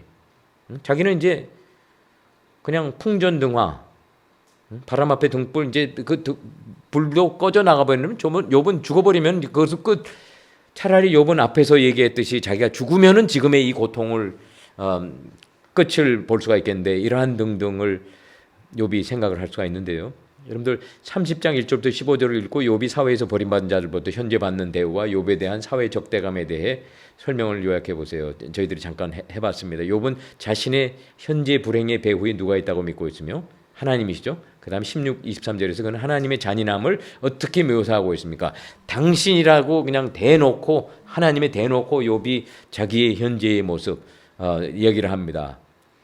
24절, 그러나 사람이 넘어질 때에 어찌 손을 펴지 아니하며 재앙을 당할 때에 어찌 도움을 부르짖지 아니하리이까. 고생의 날을 보내는 자를 위하여 내가 울지 아니하였는가. 빈궁한 자를 위하여 내 마음에 근심하지 않았는가. 다시금 자기의 과거를 회상해 봅니다. 과거에 나와 같은 처지에 있는 사람들이 있을 때 나는 그들을 위해서 울기도 하고 하나님께 울부짖기도 하고 그런 것을 욥이 회상을 해요. 마음에 근심하지 않았는가. 26절 30장입니다. 내가 복을 바랐더니 화가 왔고 광명을 기다렸더니 흑암이 왔구나. 내 마음이 들끓어 고요함이 없구나. 환난 날이 내게 임하였구나. 나는 햇볕에 쬐지 않고도 검어진 피부를 가지고 걸으며 회중 가운데 서서 도움을 부르짖고 있느니라. 나는 이리의 형제요 타조의 벗이로구나. 이게 좀 여러분들 우리가 쉽게 이해할 수가 없는데요. 그런데 이것은 이리 wolf, 이리나 이런 howling sound of animal, 동물들이 그냥 밤중에 가령 뭐 카요데, 저희 동네에도 카요데가 가끔 찰리하고 산책을 하다 보면 보게 되는데요. 이런 동물들이 어느 누군가의 죽음이 있는 데라든지 이런 데서 저거를 내가 차지를 해야 되겠는데 자기가 있다는 것을 과시한 이런 등등, 아마 이리의 형제요 타조의 벗이로구나. 이것은 자기를 기다리고 있는 거예요. 누군가가 자기를 먹으려고 기다리고 있는지, 잠깐 동물에게 비교했을 때, 그래서 나를 덮고 있는 피부는 검어졌고 내 뼈는 열기로 말미암아 탔구나. 내 수금은 통곡이 되었고 내 피리는 애곡이 되었구나. 다시금 이건 뭐예요? 지금 자기의 위치가 마치 상당한 집에 아직 숨이 넘어가기를 오락가락하는 그러한 위치에 있는 것임을 욥이 이야기를 할 때에 욥이 여기에서 희망하는 것이 많지가 않습니다. 그렇죠? 희망하는 것은 그냥 죽음, 그냥 죽음이라도 좀 빨리 왔으면 하는 것을 희망하는데 그것도 자기 희망대로 되지 않고요. 지금 욥이 이 순간에 가장 바라는 것은 글쎄요. 하나님의 음성을 듣고 하나님께서 왜 당신께서 자기에게 이렇게 하셨을까? 아마 이러한 설명을 듣는 것이 자기는 가장 원했지 않았을까? 또 그와 견주어서 차라리 그냥 죽어 수월로 내려가 버렸으면 하는 것을 욥이 생각을 할 수가 있는데요. 여러분들 과거의 행복한 순간의 기억들은 현재의 슬픔과 부끄러움에 삼켜졌다고 욥은 주장을 합니다. 그는 자신의 현 상황 속에서 죽음만이 자신의 미래를 기다리고 있다고 주장합니다. 그럼에도 불구하고 욥은 여전히 자신의 결백을 주장해요. 그래서 그는 자신이 시도했던 것 중 가장 엄숙하고 정교한 결백에 대한 항의로 독백을 끝냅니다.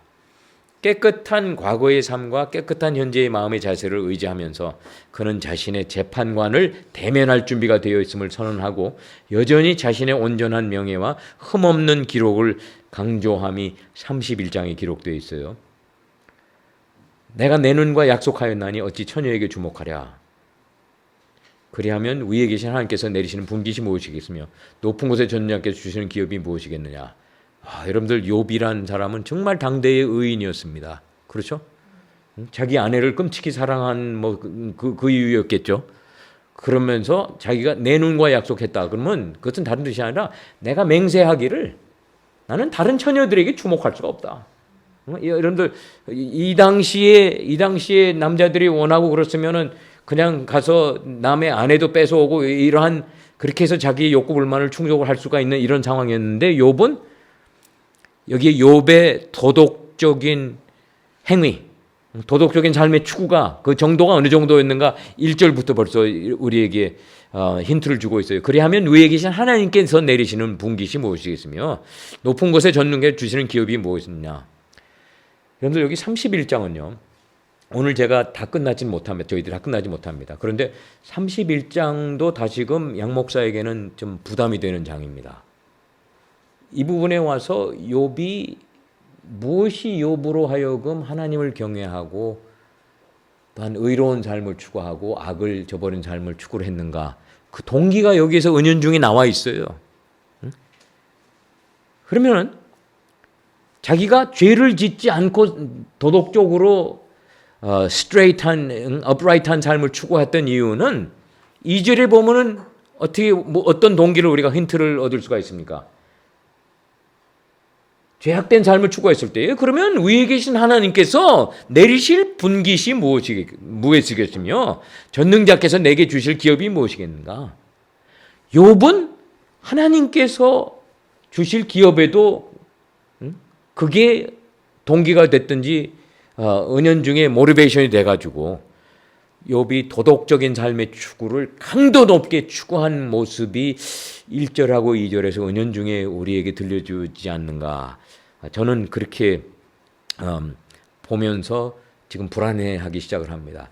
불의한 자에게는 환난이 아니겠는가? 행악자에게는 불행이 아니겠는가? 그가 내 길을 살피지 아니하시느냐? 내 걸음을 다 세지 아니하시느냐? 다시금 하나님께서 자기를 다 세시고 판단하시고 그러시기 때문에 그러한 등등이 은연중에 여기에서 욥이 고백을 하는 고백 속에 들어가 있을 때에 욥이 당대의 의인으로서 왜 그가 그렇게 의로운 삶을 추구하게 했던 것은 그가 하나님의 계속된 축복, 하나님의 호의를 계속 누리고 축복을 계속 누리고 하나님이 내리시는 분깃을 심판보다는 분깃을 누리는 이러한 모습을 유지하기 위해서 그러지 않았는가 나름대로 이렇게 보게 되는데요. 여러분들 5절부터 이제 자기 자신을 5절부터는 이제 또 맹세를 하는 것이 나옵니다. 여기서 만일 이러한 것이 한글 성경에는 11개인가 이렇게 나오는데요. 미국 성경이나 히브리 성경에 보면 여기 파티클이 나오게 되고 만일 이러한 것이 다 통해서 13개인가가 이렇게 등장을 합니다. 근데 이것은 다 똑같은 내용이에요. 만일 내가 이러한 죄를 졌더라면은 저러한 벌을 받아도 싸다. 이렇게 이제 주장을 하는 거예요. 만일 내가 허위와 함께 동행하고 내 발이 속임수에 빨랐다면 하나님께서 나를 공평한 저울에 달아보시고 그가 나의 온전함을 아시기를 바라노라. 하나님의 심판을 당연히 받는 것이 받아야 한다. 만일 내 걸음이 바다에 싸다. 내 걸음이 이 길에서 떠났거나 내 마음이 내 눈을 따랐거나 내 손이 더러운 것을 묻었다면 내가 심은 것을 타인이 먹으며 타인이 먹어도 싸고 나의 소출이 뿌리째 뽑히기를 바라노라. 또 계속됩니다. 만일 내 마음이 여인에게 유혹되어 이웃의 문을 엿보아 문에서 숨어 기다렸다면은 내 아내가 타인의 맷돌을 돌리며 타인과 더불어 동침하기를 바라노라. 여러분들 이거는 남편의 죄로 인해 가지고 욥의 아내가 물론 이거는 양 목사 이제 허풍 떠는 겁니다. 여기서 욥이 그만큼 자기가 그런 일들을 했더라면은 가장 악한 벌을 받아도 싸다. 그러한 쪽으로 계속 반복을 하는 것이죠. 그것은 참으로 음란한 일이니 재판에 회부할 죄악이요. 11절 12절입니다. 멸망하도록 사르는 불이니 나의 모든 소출을 뿌리째 뽑기를 바라노라. 만일 남종이나 여종이 나와 더불어 쟁론할 때에 내가 그의 권리를 저버렸다면은 하나님이 일어나실 때에 내가 어떻게 하겠느냐? 하나님이 심판하실 때 내가 무엇이라고 대답하겠느냐? 할 말이 없다 이거예요. 당신께서는 당신 원하시는 대로 다 하실 수가 있다 이거죠. 나를 태 속에서 만드시니까 그도 만들지 아니하셨느냐? 우리를 뱃속에 지으시니까 한 분이 아니시냐? 16절에도 다시 만일이 들어갈 수가 있습니다. 만일 내가 언제 가난한 자의 소원을 막았거나 과부의 눈으로 하여금 실망하게 하였던가. 실상은 내가 젊었을 때부터 고아 기르기를 그의 아비처럼 하였으며 내가 어렸을 때부터 과부를 인도하였노라. 만일 내가 사람이 의복 없이 죽어가는 것이나 가난한 자가 덮을 것이 없는 것을 못 본 채 했다면 만일 나의 양털로 그의 몸을 따뜻하게 입혀서 그의 허리가 나를 위하여 복을 빌게 하지 아니하였다면 만일 나를 도와주는 자가 성문에 있음을 보고 내가 주먹을 들어 고아를 향해 휘둘렀다면 내 팔이 어깨뼈에서 떨어지고 내 팔뼈가 그 자리에서 부스러지기를 바라노라. 나는 하나님의 재앙을 심히 두려워하고 그의 위엄으로 말미암아 그런 일을 할 수 없느니라. 다시금 이 23절이 욥으로 하여금 그러한 일들을 피하게끔 했던 동기가 하나님의 재앙을 욥이 두려워했기 때문에 이러한 뜻으로 욥이 고백을 하는 것 같이 들리기도 합니다. 만일 내가 내 소망을 금에다 두고 순금에게 너는 내 의뢰하는 바라 하였다면 만일 재물의 풍부함과 손으로 얹은 것이 많음으로 기뻐하였다면 만일 해가 빛남과 달이 밝게 뜬 것을 보고 내 마음이 슬며시 유혹되어 내 손에 입맞추었다면 그것도 내 재판에 회부할 죄악이니 내가 그리하면 위에 계신 하나님을 속이는 것이라. 내가 언제 나를 미워하는 자를 멸망하고 그가 재난을 당함을 즐거워하였던가. 실상은 나는 그가 죽기를 구하는 말로 그의 생명을 저주하여 내 입이 범죄하지 아니하였노라. 내 장막 사람들은 주인의 고기에 배부르지 않은 자가 어디 있느냐 하지 아니하였느냐. 실상은 나그네가 거리에서 자지 아니하도록 나는 행인에게 내 문을 열어주었노라. 자기의 의로운 행위가 또 강조가 되고요. 내가 언제 다른 사람에게 내 악행을 숨긴 일이 있거나 나의 죄악을 남의 품에 감추었으며 내가 언제 큰 무리와 여러 종족의 수모가 두려워서 대문 바깥으로 나가지 못하고 잠잠하였던가. 여러분들 여기에서 저희들이 오늘 맞춰야 되겠는데요. 그런데 제가 넌지시 이러한 뜻을 여러분들에게 제시하고 마치도록 하겠습니다. 한번 이번 주 중에 묵상을 해보시면 좋겠어요. 여러분들 제가 염려가 되는 것은 욥의 친구들과 욥이 그들이 정의를 내리는 하나님과의 관계는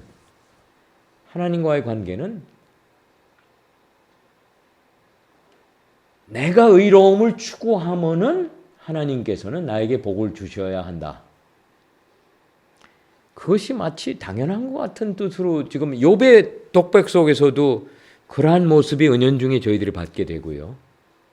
그래서 궁극적으로 저는 욥기를 가르치거나 공부할 때에 항상 갈등입니다. 왜냐하면 1장, 2장에는 욥이 당대의 최고의 의인으로서 그가 잘못할 건 없어요.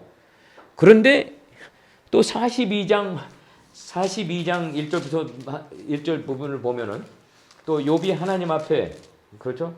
욥이 여호와께 대답하여 이르되 주께서 못하실 리 없사며 무슨 계획하든 못할 점 무지한 말로 이치를 가른 자가 누구나이까 누구니까 나는 깨닫지도 못하고 이를 말하였고 스스로 알 수도 없고 헤아리기도 어려운 말을 하였나이다. 내가 말하였겠사오니 주는 들으시고 내가 주께 묻겠사오니 주여 내게 알게 하옵소서. 내가 주께 대하여 귀로 듣기만 하였사오니 이제는 눈으로 주를 배웁나이다. 그러므로 내가 스스로 거두어 드리고 티끌과 죄 가운데에서 회개하나이다. 여기에서 분명히 성경 저자는 욥이 회개를 했다고 이렇게 나올 때에 그러면 욥이 무엇을 회개를 해야 됐을까? 31장까지 보면은 자기의 결백함을 계속 강조를 하고 그랬을 때에 여러분들 혹시나 욥도 친구들과 같이 1장 2장에서는 그냥 하나님 경외하고 의롭고 뭐 당대 최고의 의인이고 악을 떠난 자였고 그렇게 했지만 그러나 욥도 친구들과 은연중에 그 단순한 하나님과의 관계는 내가 올바른 일을 행하는 동안에는 계속해서 당신의 축복을 내가 기대할 수 있는 것이 하나님과의 관계다. 그런데 38장부터 41장까지 하나님의 음성을 욥이 들었을 때에 이와 같은 결론적인 자세를 취하고 하나님 앞에 회개하는 욥의 모습.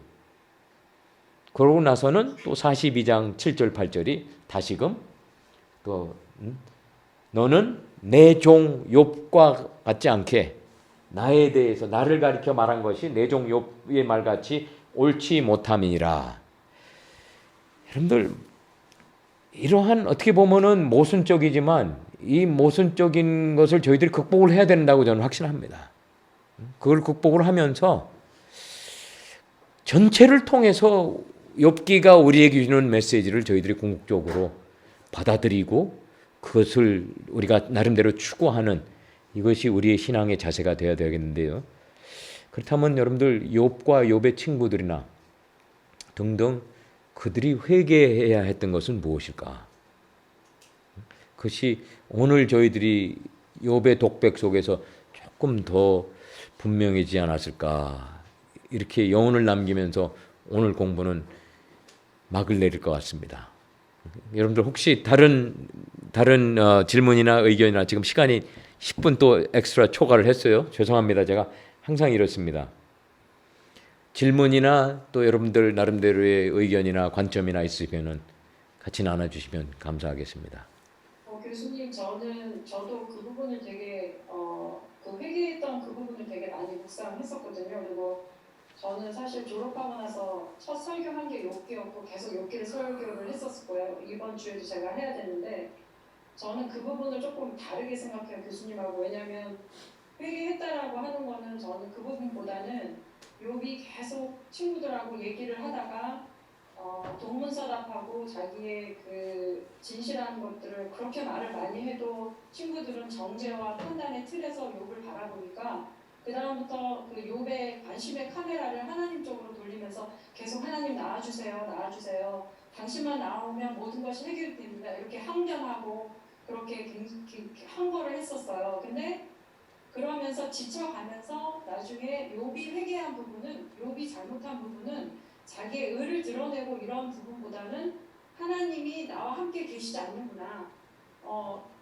계속 아주 격하게 그 문장들이 되게 하나님이 없고 차라리 죽었으면 좋겠다. 나를 태어나게 하시지 마시지 이러면서 계속 격하게 하나님한테도 막 해대잖아요. 근데 거기서 그게 하나님이 계시지 않았다라고 순간 생각했던 그 부분을 저는 회개를 했다라고 생각을 하고요. 거기에 대한 성경적 근거는 만일에 교수님처럼 아까 그 교수님의 마음이 조금 이 부분이 앞에서는 의인이라고 그랬는데 뒤에 가서는 약간 이게 혼동스럽다 그렇게 해석을 하게 되면 하나님이 나타나셨을 때 38장에 출연하셨을 때 욥한테 야단을 치시고 책망을 하셔야 되는데 욥에 대해서 책망하신 건 아무것도 없어요. 그래서 저는 그 부분은 하나님이 말도 안 되는 이런 고통 앞에서 욥의 마음이 말은 격하게 했고 그렇게 했지만 욥의 중심은 하나님이 충분히 받으셨다고 저는 생각을 하지만 욥이 잘못한 거는 하나님 나와 계시지 않는구나. 나는 그렇게 믿었는데 하나님 나타나시지 않는구나. 그래서 하나님을 이제 하나님 없는 세상 난 차라리 수월에 들어갔으면 좋겠다 이렇게 포기해버린 그 부분을 저는 회피했다라고 생각해요. 좋습니다. 좋습니다. 저도 우리 전수사님 그렇게 말씀하실 때 제가 충분히 공감하고요. 궁극적으로는 욥의 하나님에 대한 관점이 더 확장이 되는 것이 욥기의 결론으로 우리가 욥기 결론 속에서 우리가 볼 수가 있어요. 그랬을 때에 이것은 제가 하나님의 메시지를 다룰 때에 우리가 마지막 여러분들 다음 주에 저희들이 한 번 더 모이고요. 그 다음 주 고난 주간에는 저희들이 성경 공부가 없습니다. 그러고서 그 다음 주에 저희들이 이제 마지막 디바인 스피치, 다음 주에는 엘리후 스피치들을 6장, 7장을 저희들이 살펴보고요. 그래서 욥의 그 자기 신앙관의 관점이 확장이 되는 모습을 저희들이 하나님의 말씀 속에서 또 욥이 경험하는 것을 상상해 볼 수가 있고, 그래서 제가 그냥 단점으로 욥을 죄인으로 몰아붙이고 이러한 것 보다는 욥의 관점이 궁극적으로 당대의 가장 큰 의인이었고 하나님을 경외하고 이러한 사람이었음에도 불구하고 하나님과의 인간과의 관계는 여기에 국한된 것이 아니구나. 이보다 훨씬 더 높구나. 그래서 인간이지만 하나님의 세계에 살고 있는 것을 궁극적으로 욥이 시인을 하고, 또 하나님께서는 당신 뜻하시는 어떠한 것이든지 하실 수가 있습니다. 그렇지만 전사님 지금 말씀하시니까 욥은 끝까지 하나님을 향한 움직임은 여기서 거스름 없이 계속 유지가 되죠. 그랬을 때에 궁극적으로는 저와 여러분들이 욥과 같은 믿음의 행위를 우리의 믿음의 행위로 만들어야 됩니다. 궁극적으로 그렇게 우리가 답습을 해야 되고요. 우리 사모님. 제가 이제 그 욥기를 이제 볼 때마다 이제 느꼈었던 거는 정말 무지막지하게 이렇게 저주와 비난을 온몸으로 다 받아들여야 됐었잖아요.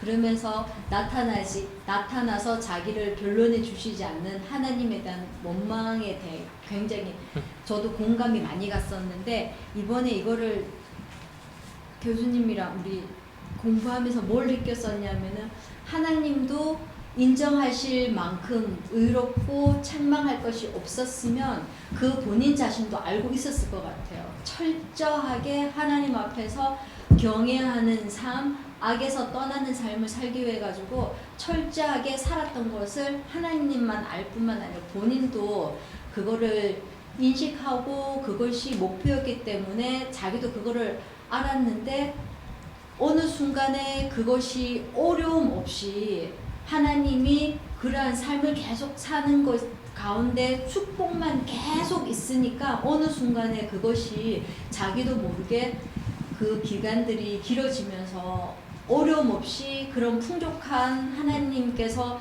복 주시는 그러한 모습들이 계속 나타나고, 사람들 앞에서는 그 아주 높임을 받는 그 사람이 됐을 때, 그런 상태가 계속 지속됐을 때 자기의 의가 자기가 의도하지 않게 그런 기간들을 통해서 자기의 의로움이 드러나는 상황이지 않았을까. 그래서 하나님께서는 성경에서 믿는 자에게는 다 고난을 주시잖아. 하나님을 더 깊이 알게 하기 위해서. 그래서 그런 욥에게도 말씀하신 것처럼 하나님을 아는 그 지식이 깊었지만 그것을 더 확장하시기 위해서 어려움을 허락하신 건 아니실까. 욥이 그렇게 이런 모든 것들이 정말 풍족하고 사람들이 정말 복 주셨다고 칭찬할 만한 모든 상황 가운데서 어느 순간 자기도 모르게 자기의 마음이 그렇게 자기 의로 차게 되지 않았을까. 네. 그런 생각들을. 여러분들 오늘 특히 29장, 30장, 31장 이 부분은 저희들이 계속 좀 더 읽고 묵상하고 하면서 여기에서 우리가 또 경험하고 받고 하는 뉘앙스라든지 아니면 진리의 음성들을 계속 들어야 함을 깨닫고요. 그 다음에 그러한 와중에서도 욥은 자기의 솔직함을 끝까지 유지합니다. 그렇죠? 29장도 여러분들 제가 이런 부분 조금 불편한데요, 이런 부분 불편한데도 하면서도 욥이 솔직하게 하나님께서 내가 이렇게 했을 때 이런 식으로 해주셨을 때에 궁극적으로는 나는 이것이 그냥 나의 생의 끝까지 계속 유지가 되는 것으로 상상을 하고 있지는 않았는가, 이런 식으로 고백한 등등이 욥의 말 속에서는 어떠한 제한된 모습 등등은 우리들이 근본적으로 다음 주에 저희들이 좀 더 하나님의 음성 속에서 우리가 확인을 할 수가 있어야 되고요. 그래서 여러분들 욥기의 핵심에는 고통이라는 것보다는 하나님과의 관계입니다. 하나님과의 관계, 이 관계가 다양한 인생의 순간순간 속에서 어떻게 계속 더 깊어지고 더 계속 유지가 되고, 그리하여 이렇게 힘들고 어렵고 이런 상황 속에서 내 밭에 열매가 없고 뭐 과실이 없고 이런 상황에서 나는 당신을 기뻐하리라 하는 이러한 고백이 어떻게 우리의 고백이 될 수 있을까? 그러한 내용을 저희들이 지금 어렴풋이나마 이렇게 짚고 와봤습니다.